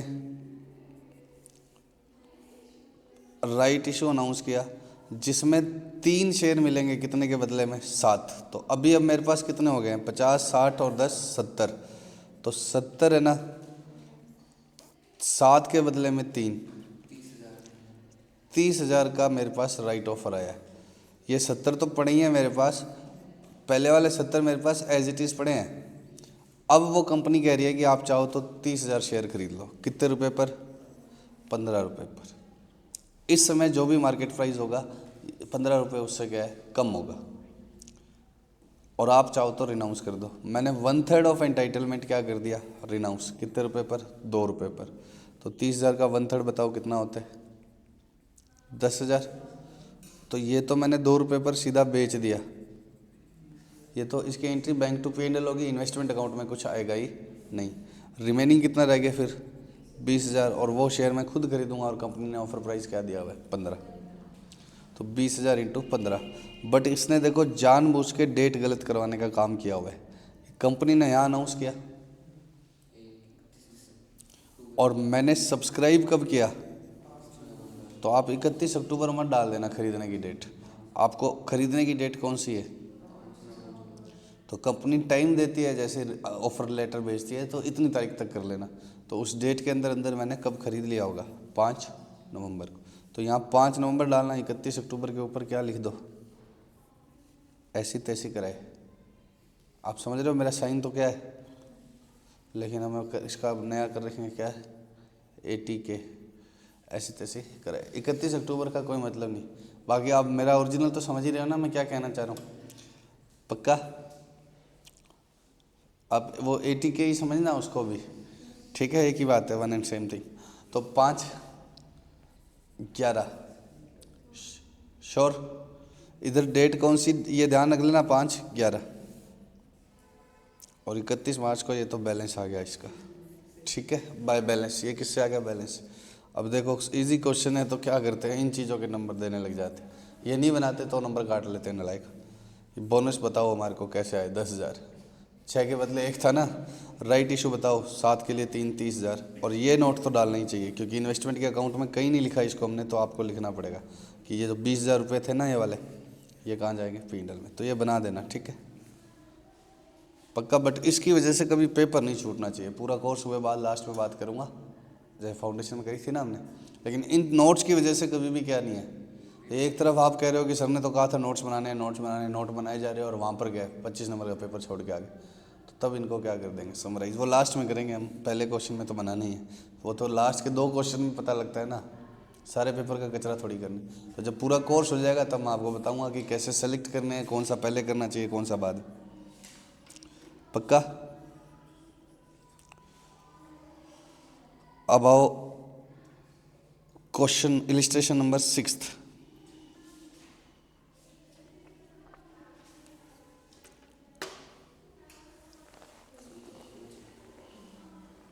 मिल गया क्या? एक बार 6 के जैसा ही कौन सा है? 7th है। पहले 7th करते हैं, 6th भी करेंगे, 7th भी करेंगे। Mister x purchase 500 equity shares of 100 each in omega company limited. किस में खरीदे? किसकी बुक पूछेगा, एक्स की या ओमेगा की? एक्स की पूछेगा। 462,500 inclusive of brokerage stamp duty. तो जो भी खर्चे होते हैं वो ऐड करने होते हैं, वो इसने खुद ही बोल दिया कि इसमें क्या है, इंक्लूड, पक्का? तो इसके अंदर ही क्या जुड़ा हुआ है? Brokerage and stamp duty. Some years later, the company resolved to capitalize the profits and to issue to the holders of equity share 1 equity bonus share for every 1। क्या एंट्री होगी इसकी? कुछ भी नहीं। प्रायर टू कैपिटलाइजेशन, कैपिटलाइजेशन किसको बोलते हैं? Bonus को। कैपिटलाइजेशन का मतलब ही क्या होता है? Bonus. Prior to capitalization the share of bonus Omega were quoted at 175। Capitalization से पहले शेयर कितने का था? 175। और आफ्टर कैपिटलाइजेशन कितने का हो गया? 92.5। Mister x sold the bonus share and receive 90 पर शेयर। मिस्टर एक्स ने क्या कर दिया आगे? बोनस बेच दिया और 90 रुपये आ गए। और किस बेसिस पर करने? एवरेज कॉस्ट बेसिस पे। ये तो ना भी लिखता तब भी हम क्या करते हैं? एवरेज। तो फीफो बोले तब होते हैं। तो पहले बताओ 500 × 100 खरीदे तो एंट्री क्या होगी? इन्वेस्टमेंट टू बैंक इसने क्या कर दिया, कैश। पक्का। डेट कहाँ गई, डेट नहीं पता नहीं है डेट, ठीक है, तो डेट दी नहीं है। सम ईयर्स लेटर मतलब क्या है, तो क्या करूं, by balance BD to balance, by balance CD to balance BD कितनी बार करूं, कुछ नहीं करना, बैलेंस बुलेंस इसी में चल रहा है इसका, ठीक है। सम ईयर्स लेटर का मतलब तो क्या होता है, बीच में बैलेंस बुलेंस निकलने चाहिए, लेकिन अब डेट ही नहीं पता मेरे को क्या होता है। द कंपनी रिजोल्व टू, क्या हो गया, तुम खुश क्यों हो रहे होते हैं, क्या हो गया इनको, कुछ तो वही है, कुछ नहीं हुआ इसलिए हंस रहे हो जाता तो। कुछ साल बाद क्या हुआ, 1 शेयर फॉर एवरी 1, तो बोनस का क्या कर दिया, अब कभी नॉमिनल वैल्यू लिखता है, कभी नंबर लिखता है, जैसे इसकी मर्जी, ठीक है। बना देना एक कॉलम, चाहे नॉमिनल वैल्यू चाहे नंबर लिखे। पक्का। अब आगे इसने क्या करा, बोनस से पहले प्राइस कितना था 175, बोनस के बाद कितना हो गया, और इसने आगे बेच दिया कितने रुपए में, 90 में, तो इसके बाद बेचा होगा ना, प्राइस और गिर गया होगा। तो इन प्राइजेस का तो क्या करो, 80 के साइन हो ही है, बस ऐसी तैसी कराए। इन प्राइजेस का तो मतलब ही नहीं है ना, तो हमने तो बेचा कितने पर है, 90 पे बेचा है, और एवरेज बेसिस पे निकालना है। एवरेज बेसिस का मतलब तो बाद में बताता हूँ, पहले सेल प्राइस बताओ कितना आएगा। बोनस शेयर बेचे हैं मतलब कितने बेच दिए, 500 इंटू 90 कितना, अब एवरेज रेट निकलवाओ, 62,500 plus nil divide by 1 lakh. Average rate कैसे आएगी, पहले वालों की ये, दूसरे वालों की नील डिवाइड में 50 प्लस 50, और बेचे कितने 50,000, तो 31,250 आ जाएगी ना, आधे हो गए। नहीं समझ रहे हो क्या, 31,250। एवरेज कॉस्ट कैसे निकालोगे, पहली कॉस्ट दूसरे की कॉस्ट, पहले की यूनिट दूसरे की unit, total cost divide by total unit into जो बेचे हैं उसकी, बेचे वाले बोनस है तो मतलब 500 बेचे, कितना आ गया है प्रॉफिट, 13,750। तो सेल प्राइस तो कहाँ लिख देते हैं हम, बाय में, प्रॉफिट कहाँ लिख देते हैं, 2 में। पक्का। ये आ गया बैलेंस। वर्किंग नोट 3 क्या बता रहे हैं, ध्यान से देखना। Total cost of 1000 shares including bonus shares, ये थी। बचे हुए 500 की वैल्यू क्या आएगी, यही आएगी ना। अब या तो बैलेंस से निकाल दो, और या फिर एवरेज कॉस्ट के हिसाब से निकालो, तो 62,500 टोटल कितनों की कॉस्ट थी, 1 लाख की, 50,000 बिक गए तो रह कितने गए, 50,000 की नॉमिनल वैल्यू, तब भी तो यही आएगी। प्रॉफिट निकाला हुआ इसने, सेकंड में देख लेना, ठीक है। अब मार्केट प्राइस कहाँ से आया इसका 92.5,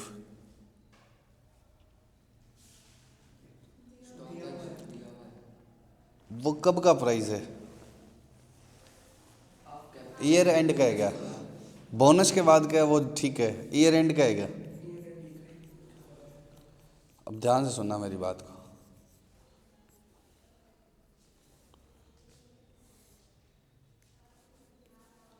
ये कौन सी डेट है,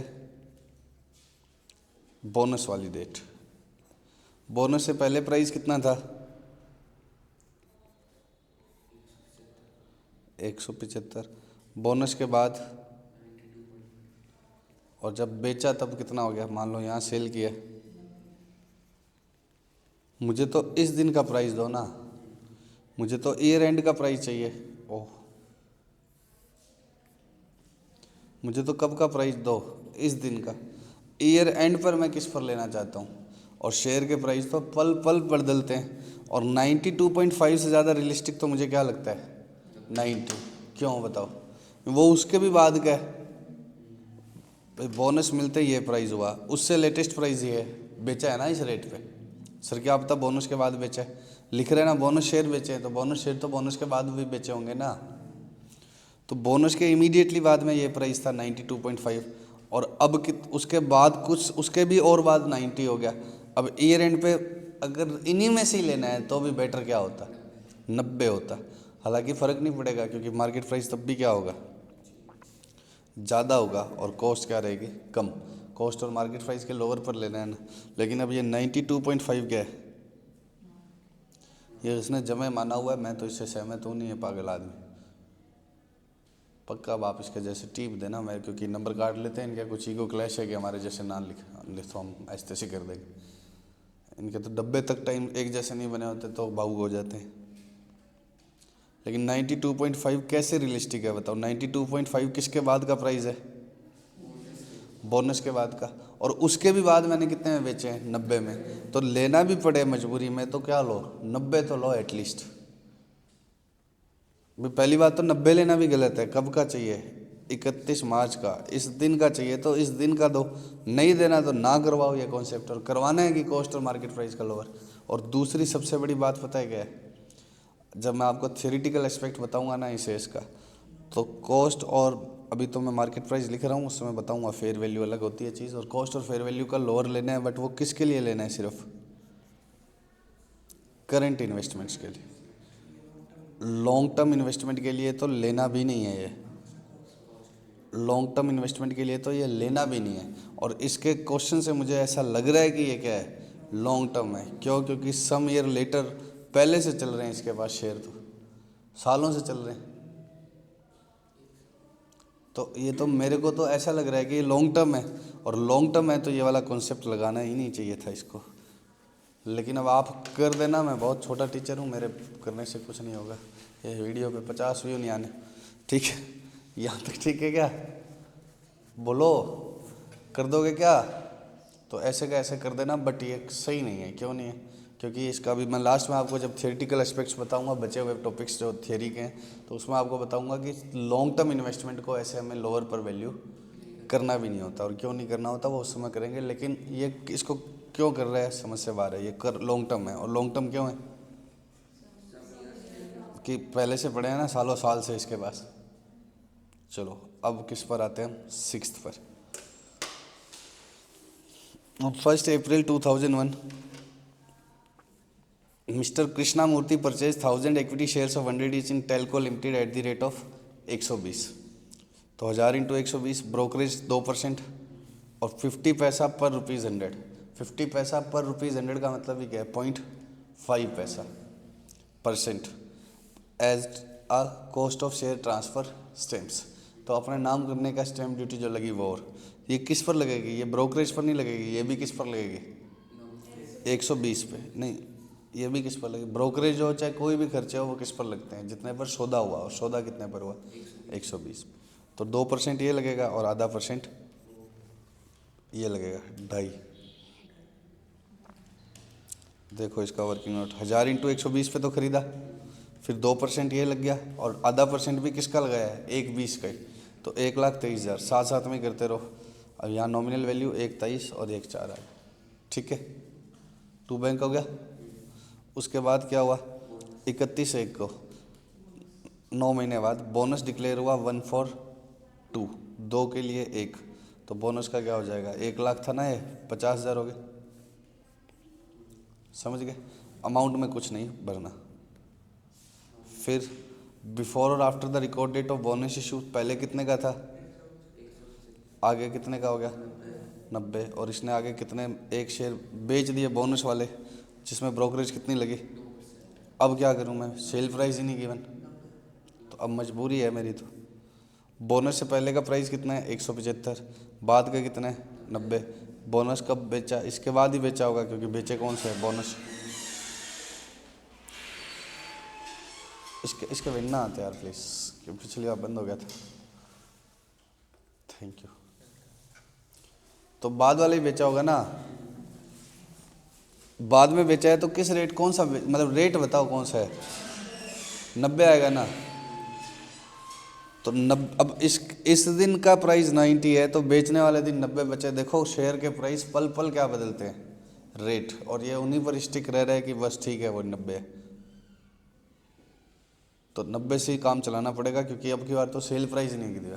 पिछली बार तो 31 मार्च का नहीं दिया था, इस बार तो क्या नहीं दिया। अब अगले क्वेश्चन में बताएगा ही नहीं, खरीदे कितने, एंट्री भी खुद डाल लो। बताओ, ये थोड़ी तरीका था, क्वेश्चन तो पूरा देना चाहिए। ये मैं होमवर्क दे देता अगर सही सही सेल प्राइस और दिए होते तो, बस ये बताने के लिए कि सेल प्राइस 90 मानना पड़ेगा।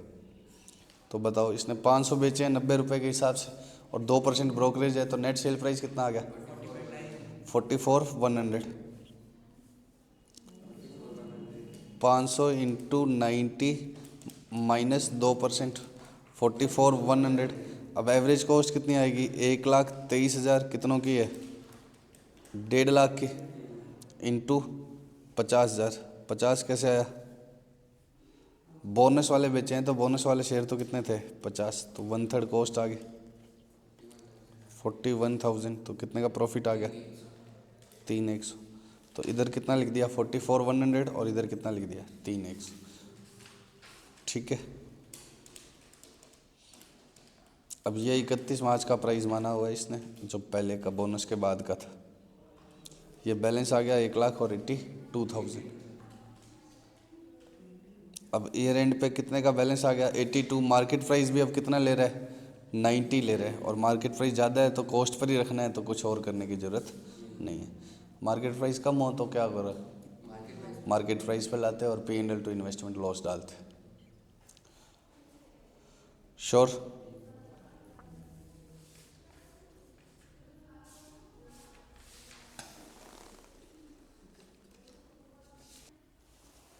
हाँ बच्चों, अभी इन्वेस्टमेंट का ये 2 क्वेश्चन कर लिए। ये 2 क्वेश्चन में थोड़ा सा रटने का है, थोड़ा सा कि मार्केट प्राइस कब का नहीं दिया हुआ, एक तो ईयर एंड का और एक सेल प्राइस का। अब इन दोनों क्वेश्चन को मैं कंपेयर कराता हूँ।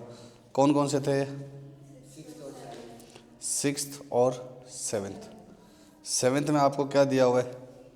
बोनस से पहले का प्राइस, इसको मैं प्री बोनस लिख देता हूँ, बोनस के बाद का प्राइस और आगे सेल का प्राइस। 6th में क्या दिया हुआ है? प्री बोनस, आफ्टर बोनस और सेल का भी प्राइस गिवन ही नहीं। तो आपको सेल प्राइस भी कौन सा मानना है? ये वाला। और ईयर एंड का प्राइस भी कौन सा मानना है? ये वाला। इसके अंदर सेल प्राइस दिया हुआ है तो सेल प्राइस तो कौन सा लेना है? जो गिवन है। और ईयर एंड का इसने कौन सा मान लिया? ये वाला।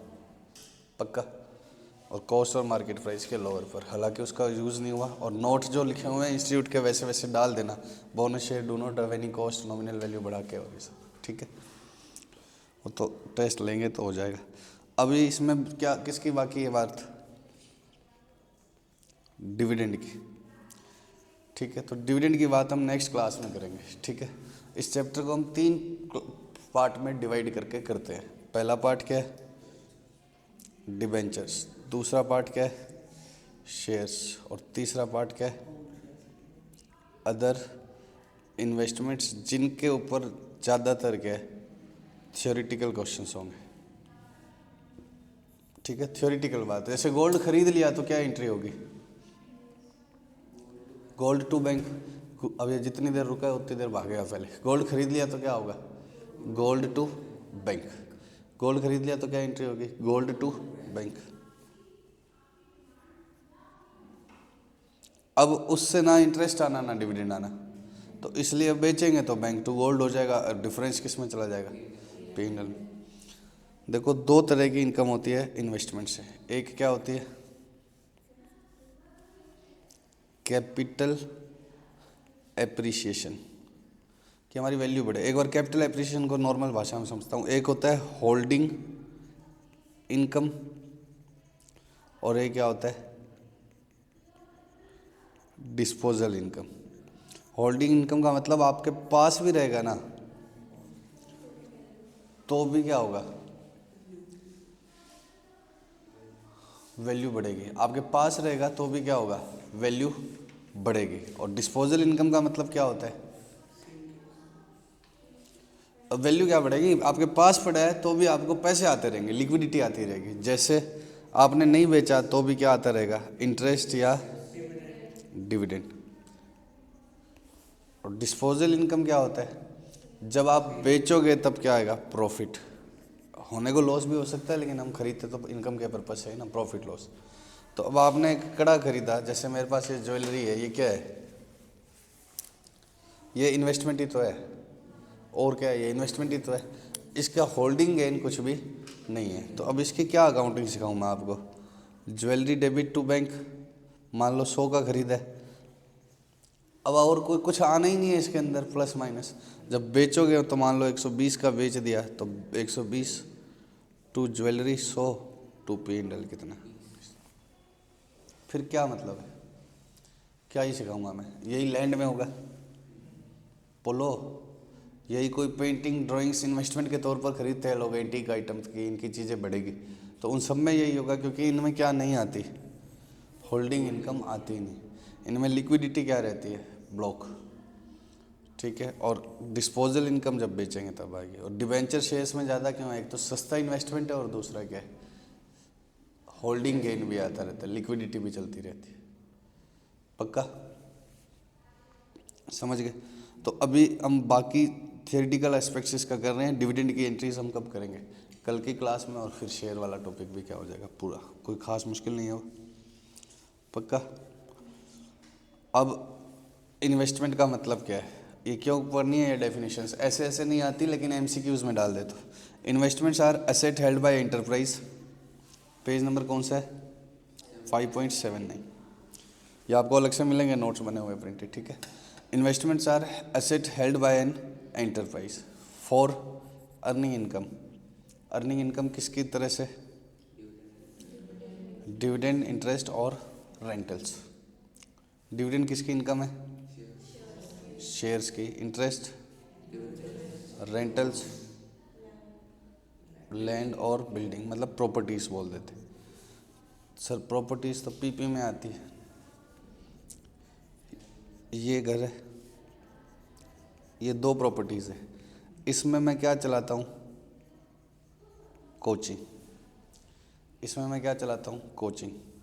और अब कुछ रुपए कोचिंग से बच गए, तो उसको मैंने कहाँ इन्वेस्ट कर दिया, कहीं पर कोई फ्लैट्स खरीद लिए या कोई प्रॉपर्टी खरीद ली, कि रेट बढ़ते रहेंगे। तो ये वाली किस में आएगी, बोलो, ये किस में आएगी, PPE में। ये बैलेंस शीट में किस हेडिंग में आएगी, PPE में। और ये किस में आएगा, long term investment, assuming long term का इरादा है, ठीक है, इन्वेस्टमेंट्स में आएगा। तो ऐसा नहीं है कि कोई बिल्डिंग आ गई तो किस में आएगा, PP में है। तो प्रॉपर्टी, आपके पापा के पास रुपए एक्स्ट्रा हो गए, क्या खरीद लिया उन्होंने, प्रॉपर्टी, तो उनका पर्पस क्या है, रेंटल या फिर कैपिटल एप्रिसिएशन। ये खाली प्रॉपर्टीज़ के लिए नहीं है, ये किसके लिए, शेयर्स के लिए। कैपिटल एप्रिसिएशन का मतलब रेट बढ़ना। मैंने रिलायंस का 100 रुपये का शेयर खरीदा, 150 का हो जाए, मुझे डिविडेंड आई ना मिले, तो ये पर्पस क्या है, डिविडेंड या कैपिटल एप्रिसिएशन, कैपिटल एप्रिसिएशन। तो अलग अलग पर्पस है। असेट्स किसके लिए रखी हुई है, बोलो, किसके किसके लिए रखी हुई है, डिविडेंड, इंटरेस्ट, रेंटल, और फॉर कैपिटल एप्रिसिएशन और other benefits of the investing enterprise. अब अदर बेनिफिट्स में तो सब कुछ ही आ जाएगा फिर, PP और नहीं आएंगे। मतलब PP की डेफिनेशन देखो, हम पहले इन्वेस्टमेंट की पढ़ रहे हैं, अदर PP में हम पढ़ेंगे कि बिजनेस में यूज़ करना है के लिए रखी हुई है। तो अदर बेनिफिट्स क्या नहीं होगा, बिजनेस में यूज़ करना नहीं होगा, क्योंकि बिजनेस में यूज़ करने वाले पर तो अलग स्टैंडर्ड बना रखा है इसने। तो अब अदर बेनिफिट्स का मैं एग्जांपल देता हूँ। ये A लिमिटेड है, ये B लिमिटेड है। B लिमिटेड अपना रॉ मटेरियल किसको बेचती आई है, A लिमिटेड को। और A लिमिटेड भी फिर और कोई सप्लायर नहीं ढूंढती है कि ठीक है B लिमिटेड अपने साथ क्या है, बढ़िया डीलिंग चल रही है। अब अचानक से B लिमिटेड ने A लिमिटेड को गुड सप्लाई करना बंद कर दिया, तो किसके भी दिक्कत हो गई, A लिमिटेड के। मान लो कि ये गियर बनाने वाली कंपनी है और ये कार बनाने वाली कंपनी। तो A limited was buying gears from B limited for last so many years, but this time B limited declined या gave the short delivery। उसने मांगे थे 5 लाख, उसने कितने दिए, 2 लाख। तो A लिमिटेड को प्रॉब्लम आई। अब A लिमिटेड ने पता लगाना चाहा कि हुआ क्या है, तो उसको पता लगा कि B लिमिटेड को कोई और कार वाला अप्रोच किया, और मैं अगर मुझे 10 में बेच रहा था तो क्या है, इसने 11 रुपये बोले और यह वहाँ पर चला गया, और A लिमिटेड को कानो कान पता ही नहीं लगा।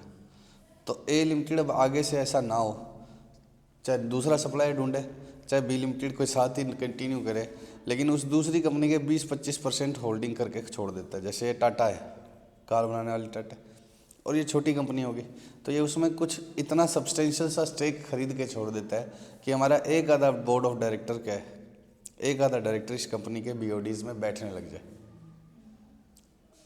अब इसका पर्पज़ क्या है इसमें? Other benefits. तो ये एंट्री क्या डालेगा? Investment to bank. आप समझ रहे हो क्या भाई? आपकी कंपनी में मेरा 15-20% हिस्सा आ जाए तो क्या होगा? मेरा एक आधा पर्सन तुम्हारे ऊपर क्या होगा? बैठा रहेगा, जिससे क्या पता लगता रहेगा मुझे? तुम्हारे अंदर की बात है। मैं ये नहीं चाहता कि मैं तुम्हें कंट्रोल करूं, तुम अपना करो, लेकिन तुम मेरे खिलाफ चले जाओ तो मेरे को टाइमली अगर पता होता कि बी लिमिटेड ऐसे करने वाली है तो क्या होता है, ए लिमिटेड भी क्या है, दूसरा सप्लायर ढूंढ लेता। तो हमें अंदर की बातें पता लगती रहे, इसलिए हमने कुछ खरीद लिया। और क्यों पता लगती रहे? वो हमारे से गुड्स खरीदते हैं या हमें गुड्स बेचते हैं, ताकि क्या उनका पेट्रोनेज शिफ्ट हो तो हम भी क्या करें, शिफ्ट। पक्का? Asset held as stock in trade are not investments. ठीक है, जो स्टॉक इन ट्रेड है वो इन्वेस्टमेंट नहीं है। जबकि हमारे वो स्टॉक ब्रोकर का क्वेश्चन आया था, तो अब मैं कुछ नहीं कर सकता। देखो इंस्टीट्यूट वाले ऐसे ही हैं, ठीक है, लेकिन हम इस सिस्टम के अंदर अंदर पास कैसे होना है वो आपको पक्का बता देंगे। गलत है तो गलत करके हो जाएगी, कोई खास बात नहीं, लेकिन सही नॉलेज तो आगे काम ही आएगा ना। तो वो स्टॉक इन ट्रेड पर ये नहीं लगना चाहिए था, इसने डाल दिया। आगे क्या है? फेयर वैल्यू और मार्केट वैल्यू। अब ऐसे डेफिनेशन नहीं पढ़ेंगे, कैसे पढ़ेंगे? जब ज़रूरत पड़ेगी। आगे ये बोलेगा कि इसको इस पर कम पर वैल्यू करो, कॉस्ट और फेयर वैल्यू के लोअर पर वैल्यू करो, तब हम किसकी डेफिनेशन पढ़ेंगे? Fair value. या वो बोलेगा कॉस्ट और मार्केट प्राइस के, तो फिर किसके पढ़ेंगे? Market price. ठीक है, अभी सब पढ़ेंगे या आप ये मत समझना कि छोड़ दिया या कुछ कर दिया, ठीक है। लेकिन अब जितना भी हो रहा है ना ये थियरी वाला, ये सिर्फ किसके लिए हो रहा है? एमसीक्यूज़ के लिए। ऐसे डिट्टो डिट्टो नहीं आएगा कि आप डेफिनेशन रट लो, investments are asset held for you, लेकिन क्या आ जाता है? 3-4 पर्पज लिख देगा। For use in business, property purchase for use in business is मतलब will be covered under AS 13। Property purchase for capital appreciation will be covered under AS 13। फिर पूछेगा कौन सा सही है इनमें से, 1 सेकंड ए में लिख देगा ये ट्रू है ये फॉल्स है। तो आपको पता होना चाहिए, मोटा मोटा बातें आपको सारी पता होनी चाहिए, रटी हुई नहीं चाहिए थियरी में। थियरी में बिल्कुल भी क्वेश्चन नहीं आएंगे, सिर्फ किसके?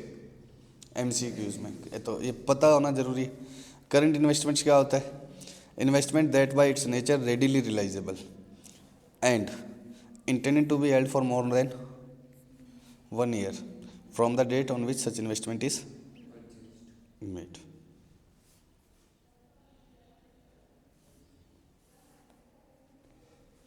एक ही बात लिखी हुई है, दो बातें लिखी हुई है? एक ही नहीं। पहली बात क्या है? Readily realisable by its nature, plus क्या है? Intending to be held for not more than 1 year from the date of purchase. By its nature readily realisable का मतलब क्या है? उसका नेचर ही ऐसा होना चाहिए। लैंड है ना, लैंड या लैंड बिल्डिंग जल्दी से बिकती नहीं है। आज मैंने मन बना लिया ना तो बिकेगी नहीं, क्योंकि कोई ऐसे रेडी मार्केट तो है नहीं इसका लैंड बिल्डिंग का। लैंड बिल्डिंग का क्या है? जैसे शेयर है तो डीमेट मतलब अगर लिस्टेड शेयर है तो स्टॉक एक्सचेंज पे आप तुरंत बिक जाएगा करंट रेट पे जब बेचना चाहो तो। लैंड बिल्डिंग मेरी इच्छा होगी ना तो प्रॉपर्टी डीलर को बोलूँगा, वो 2 बायर दिखाएगा, सामने वाले का ज़िंदगी भर का इन्वेस्टमेंट होता है उसमें, तो वो खरीदेगा नहीं खरीदेगा, फिर पहले एडवांस देकर जाएगा, फिर बचे हुए रुपए की व्यवस्था करेगा। 50 लाख मान लो 1 करोड़ का घर बेचना है, प्रॉपर्टी बेचनी है, तो वो पहले क्या कह के जाता है? 5 लाख एडवांस ले लो, जिसको हम बीकानेर में हम पढ़ा रहे हैं तो वहाँ की भाषा में सही बोलते हैं। कुछ लोग टोकन मनी बोल देते हैं, कुछ लोग एडवांस मनी बोल देते हैं, क्योंकि उसको भी तो 95 लाख अरेंज करने में टाइम लगेगा। वो किसी के पास इतना कैश नहीं है, जैसे आपके पापा के पास थोड़ा बहुत भी एक्स्ट्रा कैश हो गया, ज्वेलरी खरीद ली, एफडी करवा ली, हार्ड कैश कौन रखता है? तो वो उस ज्वेलरी को बेचेगा, एफडी किसी को दोस्त को लोन दे रखा है वहाँ से वापस मांगेगा, और हो सकता है कि खुद के पास है ही नहीं, खुद बैंक बोरिंग की व्यवस्था करेगा। तो इतने में वो आया ही नहीं बाद में और मुझे बोलता है मैं खरीद लूँगा। बोल के तो चला गया मैं खरीद लूँगा, बाद में वो आया ही नहीं तो क्या होगा? तो मैं ये 5 लाख फोरफुट कर लूँगा, और अगर ये 5 लाख नहीं रखे होते तो फिर क्या, वो कभी मुकर जाता। तो ये पहले एडवांस देकर गया, फिर वो 2-3 महीने का टाइम ले लेता है। तो लैंड बिल्डिंग का नेचर ये है कि ये रेडीली रिलाइजेबल नहीं है, तो आगे देखने का ही ज़रूरत नहीं है। तो पहले तो इसका नेचर क्या होना चाहिए? रेडीली रिलाइजेबल, प्लस क्या होना चाहिए? इंटेंशन आपका। ये क्या, ये किससे पता लगेगा? असेट की कैरेक्टरिस्टिक है ये, कि असेट की कैरेक्टरिस्टिक ऐसी होनी चाहिए कि करंट भाव पे बिक जाए। फिजिकल गोल्ड शायद उतना रेडीली रिलाइजेबल नहीं है जितना गोल्ड बॉन्ड है। गोल्ड बॉन्ड है तुरंत बिक जाता है, फिजिकल गोल्ड है सोनार के पास जाते हैं वो तो कहता है खोट है, ये है वो है। खोट मतलब फेक है इतना। तो और असेट का नेचर क्या होना चाहिए? Readily realisable. और दूसरी चीज़ क्या है? आपका परचेज डेट से कितने समय का इंटेंशन नहीं होना चाहिए? 1 साल से ज़्यादा का। अब हो सकता है कई बार आपको रखना पड़ गया हो, बट आपका इंटेंशन नहीं था। इंटेंशन का मतलब बोलो कि जैसे मेरी बात सुनो, मुझे किसी ने बोला, बच्चे ने, कि सर इस कंपनी का शेयर बढ़ेगा 3 महीनों के अंदर अंदर। इस कंपनी, मतलब ये गलत है इनसाइडर ट्रेडिंग करना, लेकिन उसने बोला कि ये कंपनी अभी धीरे ही ये किसी दूसरी कंपनी को एक्वायर करेगी, और जैसे ही एक्वायर करेगी तो मार्केट में क्या बढ़ेगा? शेयर। इनकी बात चल रही है और ये एक्वायर करेगी। उसने मुझे यहाँ बोला, मैं कहा कब तक कर लेगी? उसने बोला कि इस साल के अंदर अंदर। उसने कब बोला था मुझे? 1/7 को, और बोला था उसने 31 मार्च तक कर लेगी। तो मैंने खरीद लिया। अब उनके बीच में कोई नेगोशिएशन चल रही है किसी चीज़ को लेकर के, बात रुक गई, और हो सकता है वो बाद में 1/7 की, मतलब उसने कब एक्वायर किया? 1/10 को, अगले साल के। तो मैंने 1/10 के बाद बेचूंगा मैं, क्योंकि रेट उसी समय बढ़ेगा जब पब्लिक में आएगी बात। तो मेरा हो सकता है कि पर्पज़ मैंने आगे ज़्यादा रख लिया हो, लेकिन इंटेंशन मेरा परचेज वाले दिन क्या था? 1 साल के अंदर बेच दूंगा। तो ये इंटेंशन कब चेक करना है? On the date of purchase. और एक्चुअली हो सकता है थोड़ा बहुत क्या रख लिया जाए, ज़्यादा रख लिया जाए। तो करंट इन्वेस्टमेंट में बस इतना याद रख लेना आपको कि एक तो bye its nature readily realisable होना चाहिए। अगर नेचर से रेडीली रिलाइजेबल नहीं है तो भले ही आपका इंटेंशन 1 साल से कम का है तो भी करंट नहीं मानना। पक्का? अब ये नहीं है कि देखो प्रॉपर्टी मैंने बोल दिया कि हमेशा ही क्या आएगा नॉन करंट में। इन्वेस्टमेंट प्रॉपर्टीज़ का टॉपिक दिख जाएगा आपको, ये रहा।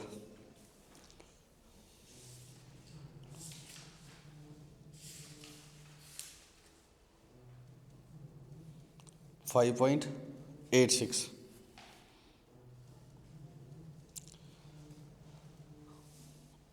N investment property is an investment in land and building. Investment property किसको बोलते हैं? लैंड एंड बिल्डिंग में that are not intended to be occupied substantially for use by और in the operations of investing enterprise. जिसने invest किया है उसके operation में यूज़ नहीं होगी। सब्सटेंशियली का मतलब मेजर, बहुत बड़ा हिस्सा उसका किस में यूज़ नहीं होगा? उसके ऑपरेशन में। समझना।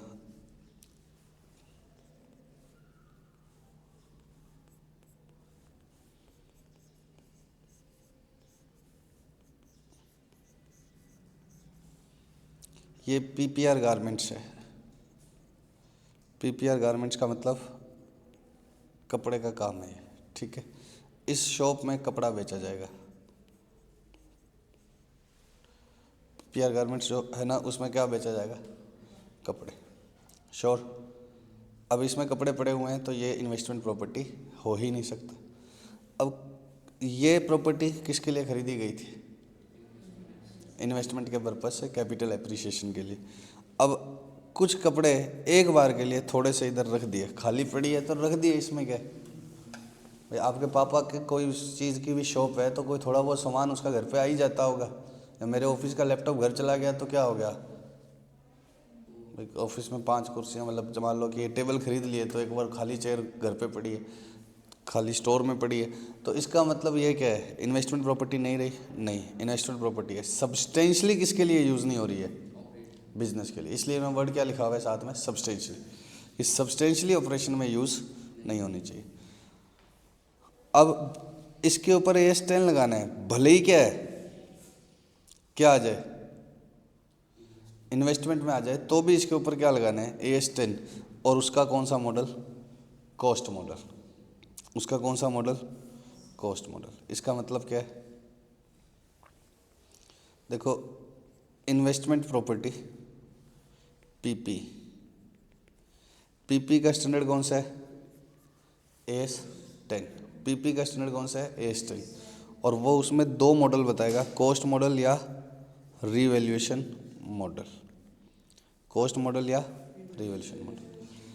अब आपके पास प्रॉपर्टी किसके लिए है, इन्वेस्टमेंट के लिए। इन्वेस्टमेंट का मतलब क्या है, आपका पर्पस उसमें क्या है, या तो कैपिटल एप्रिसिएशन या रेंटल। तो भी क्या लगाना, PP वाला कॉस्ट मॉडल लगाना।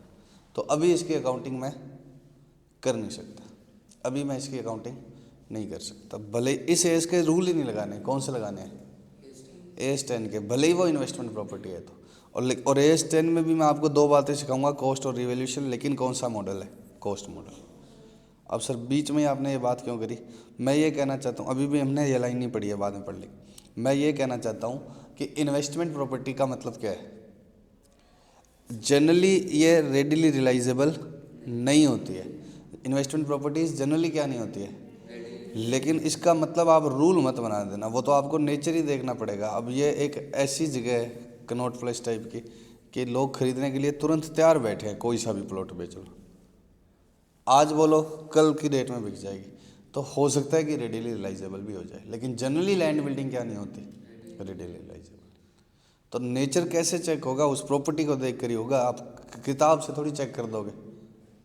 आपको उस एरिया का नॉलेज होगा, अगर रेडिली रियलाइजेबल है तो हो सकता है, लेकिन जनरली क्या नहीं होती, लैंड बिल्डिंग रेडिली रियलाइजेबल। पक्का समझ गए क्या बच्चों। तो करंट इन्वेस्टमेंट का मतलब क्या हो गया, जो by its nature readily realisable है, प्लस क्या है, एक साल से ज़्यादा का इंटेंशन हो आपका रखने का, हो सकता है कि एक साल से कम का इंटेंशन। लॉन्ग टर्म का मतलब क्या हो गया, other than current investments. Long term का मतलब क्या हो गया, अदर देन करेंट। अब ये करेंट और लॉन्ग टर्म अलग अलग क्यों करना है, ये इसलिए करना है कि इनके वैल्यूएशन के रूल क्या है, अलग अलग। Carrying amount of investment year and पे, सारी थियरी पढ़ेंगे, एट द एंड सारा हो जाएगा, ठीक है। कैरिंग अमाउंट ऑफ इन्वेस्टमेंट क्या है, lower of cost and fair value. किस पर लोअर पर, किसके लोअर पर लेना है, कॉस्ट और फेयर वैल्यू के लोअर पर। अब current investment on overall basis is not considered appropriate. अभी बताता हूँ इसका मतलब क्या है। देखो ये दो इन्वेस्टमेंट है A B, 100 इसकी कैरिंग अमाउंट या कॉस्ट, और फेयर वैल्यू कितनी है 90, इसकी 100 और इसकी फेयर वैल्यू 110। तो टोटल में देखूं तो क्या है, लॉस नहीं है। सारों की कैरिंग अमाउंट कितनी है 200, सारों का क्या है, कॉस्ट कितनी है 200, और सारों की फेयर वैल्यू कितनी है 200। तो कोई लॉस बुक करने की ज़रूरत नहीं। और एक एक करके देखूं तो इसमें 10 रुपये का लॉस आ जाएगा, लोअर पर लेने की वजह से कितने पर लाना पड़ेगा।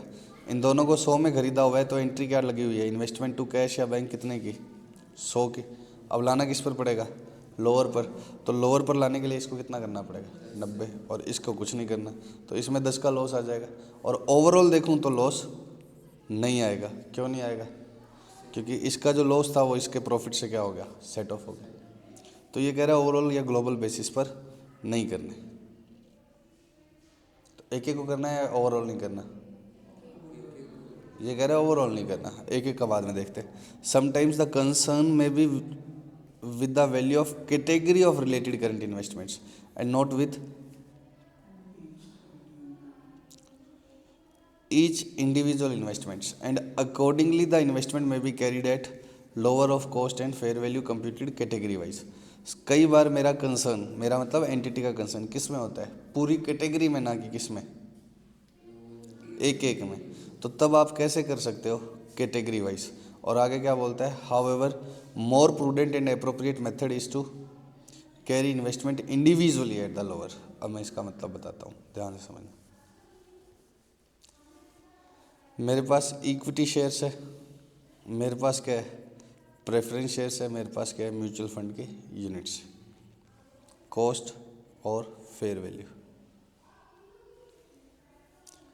तीन अलग अलग कंपनीज के इक्विटी शेयर है, तीन अलग अलग कंपनीज के प्रेफरेंस शेयर्स है, और दो मेरे पास क्या है, म्यूचुअल फंड। तीन नहीं, दो। तीन इक्विटी है, रिलायंस टाटा बजाज, ऐसे प्रेफरेंस है दो के रिलायंस टाटा के अलग अलग। कॉस्ट कितनी है, 300। इनकी कॉस्ट कितनी है, और इनकी कॉस्ट कितनी है, 200। अलग अलग म्यूचुअल फंड है, ठीक।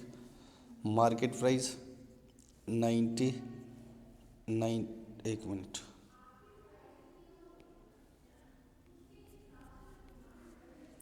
90,90,110, ठीक। 90,110, 90,90, इसका 180, इसका और इसका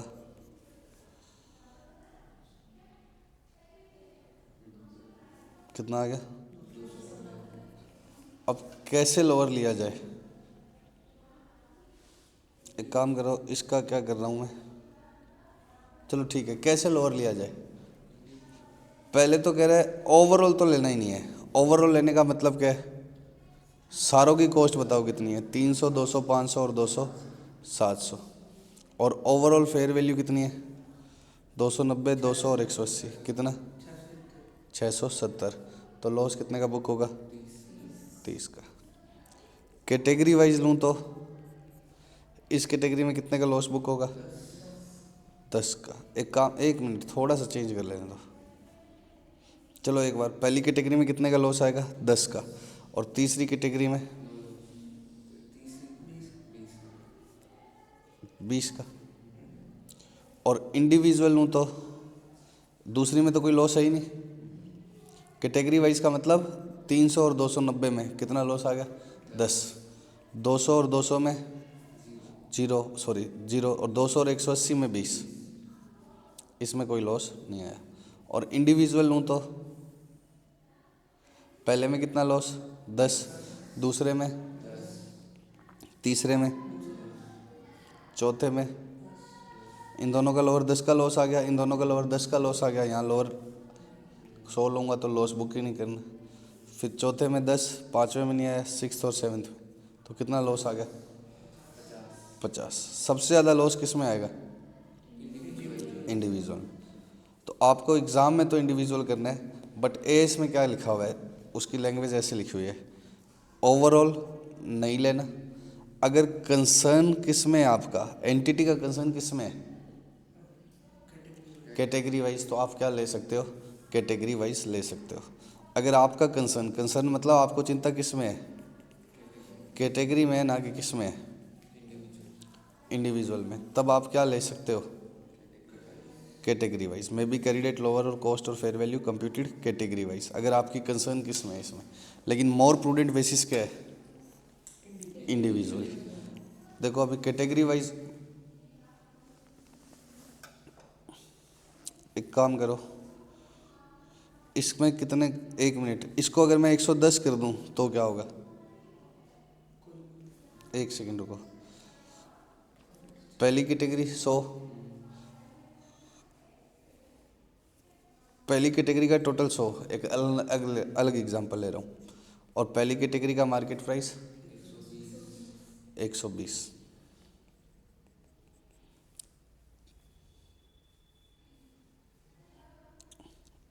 कॉपी करता हूँ, एक मिनट उसको।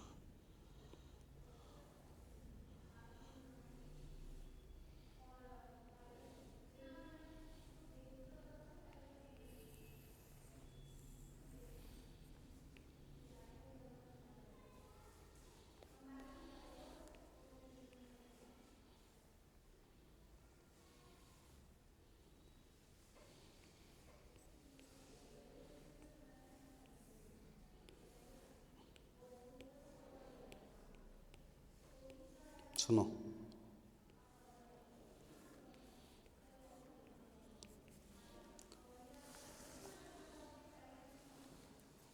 इस तरह से डेटा बनाओ कि एक कैटेगरी का लॉस दूसरी कैटेगरी से के प्रॉफिट से क्या हो जाए। ओवरऑल लेने में क्या हो रहा है,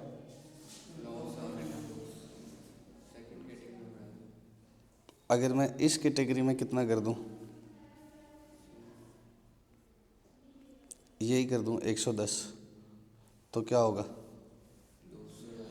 ये वापस कितना आ जाएगा, 200 आ जाएगा। अब कैटेगरी वाइज लूँ तो लॉस कितना आएगा,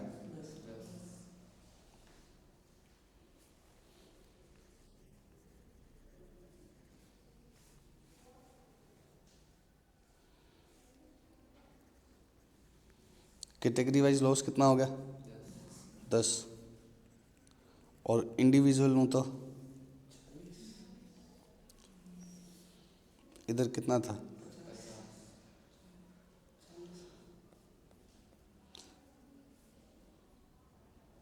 एक सेकंड रुको,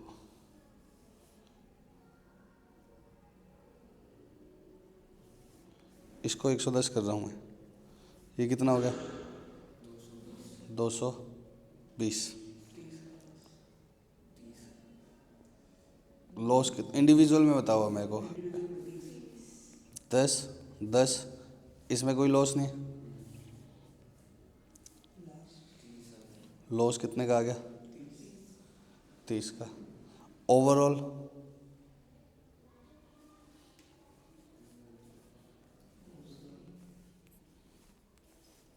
ओवरऑल लॉस बताओ, ओवरऑल कॉस्ट कितनी होगी, 300 200 500 और 200 700, कॉस्ट कितनी होगी 300 500 और 200 700, और फेयर वैल्यू कितने की आ गई 710। तो अगर ओवरऑल लोअर लूँ तो लॉस बताओ, बस लॉस नील। कैटेगरी वाइज लूँ तो सिर्फ इसमें आएगा, और इंडिविजुअल लूँ तो 30। तो मैं ये कहना चाहता हूँ कि सबसे ज़्यादा लॉस किस में आएगा, इंडिविजुअल। सबसे ज़्यादा लॉस किस में आएगा, इंडिविजुअल लोअर लोगे। इसको 90 करोगे तो 10 का लॉस, इसको 90 करोगे तो 10 का लॉस, इसको नहीं करना, इसको नहीं करना। सबसे ज़्यादा लोअर लॉस किस में आएगा, और कैटेगरी वाइज में बीच वाला लॉस आएगा, और सबसे कम लॉस किस में आएगा, ओवरऑल में। ये बात पहले बताओ, एग्री करते हो या नहीं? क्योंकि देखो जैसे जितना आप मिक्स करते जाओगे उतना प्रॉफिट लॉस क्या होने लग जाएगा, सेट ऑफ। ये कॉस्ट है और ये फेयर वैल्यू है, 100 90 100 110, इनको मिक्स ना करो तो क्या होगा, इसमें 10 का लॉस और इसमें नो प्रॉफिट नो लॉस। लेकिन इनको मिक्स कर दो तो क्या होगा, क्योंकि वो प्रॉफिट उसका 10 का और इसका लॉस आपस में क्या हो गया, बराबर हो गया। तो जितना बड़ा मिक्सचर बनाओगे उतना ही लॉस क्या होता जाएगा, कम।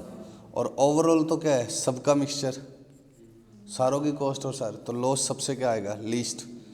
कैटेगरी वाइज में क्या आएगा, मीडियम, और इंडिविजुअली हाईएस्ट। अब हमें एएस क्या कहता है, कैसे लेना है करंट इन्वेस्टमेंट को लोअर। अगर आप पहली बात तो ओवरऑल तो लेना ही नहीं है, फिर कैटेगरी वाइज में कुछ लिख के क्या बोलता है, मोर प्रूडेंट क्या है, इंडिविजुअल। कुछ लिखने के बाद कि कंसर्न आपका ओवरऑल है तो may be, but more prudent क्या है, इंडिविजुअल। तो मैं ये क्या कहना चाहते हैं, ऐसे बताऊँ, पापा क्या करते हैं, पापा से पूछो कि पापा आईफोन ले आए या घूमने चले जाए, तो क्या बोल देंगे, सारे कमियां कुमियां गिना के बाद में क्या बोल देंगे, देख ले अब तेरी मर्जी। बोलो कि नहीं ये दूर है, ये है वो है, फलाना ढिमकाना, पैसे वेस्ट है, बाकी तेरी मर्जी। तो ये कहना क्या चाह रहे हैं कि मोर प्रूडेंट तो ये है, मे बी वो। तो एग्ज़ाम के लिए तो आप हमेशा क्या करना है, इंडिविजुअल लोगे, क्योंकि जितने आरटीपीज एमटीपी सजेस्टेड आंसर है सब में क्या किया हुआ है, इंडिविजुअल करंट में।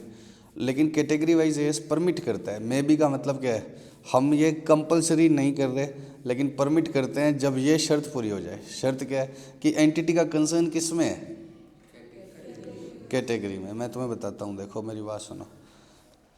अगर स्टील कंपनी का स्टील महंगा होता है तो क्या होगा, स्टील महंगा होता है तो क्या होगा, स्टील कंपनीज के प्रॉफिट होंगे, उनका सेल प्राइस बढ़ जाएगा। तो कार कंपनी के क्या हो जाएंगे, लॉस, क्योंकि उनकी परचेज बढ़ जाएगी।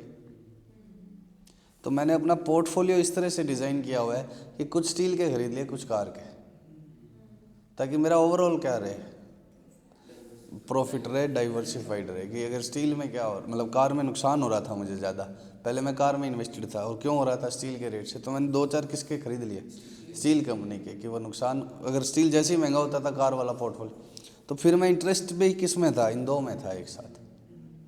तो तब आप फिर इसको एक इन्वेस्टमेंट की तरह से ट्रीट कर रहे थे, तब आप क्या कर लो, कैटेगरी वाइज। ऐसे नहीं कि इक्विटी, वो तो समझाने के लिए बोला मैंने, इक्विटी प्रेफरेंस पक्का। तो जब आपका कंसर्न पहले से ही क्या है, कैटेगरी में था कि इसमें प्रॉफिट होगा, उसमें लॉस होगा, तो वो कवर अप होगा, फिर मेरा ओवरऑल इतना बैठ जाएगा प्रॉफिट, तब आप ऐसा कर सकते हो। ठीक है, तो अब आपको आ जाए तो आपको ये पता होना चाहिए रूल क्या है, ऑफिस में किसी से झगड़ा करना है चुप कराने के लिए, ये कैटेगरी वाइज है, तो आप अगर वो प्रूव कर दो कि मेरा कंसर्न ही कैटेगरी में था, तो आप कर सकते हो, ऐसा नहीं है। But for the sake of exam आपको क्या लेना है, इंडिविजुअल बेसिस।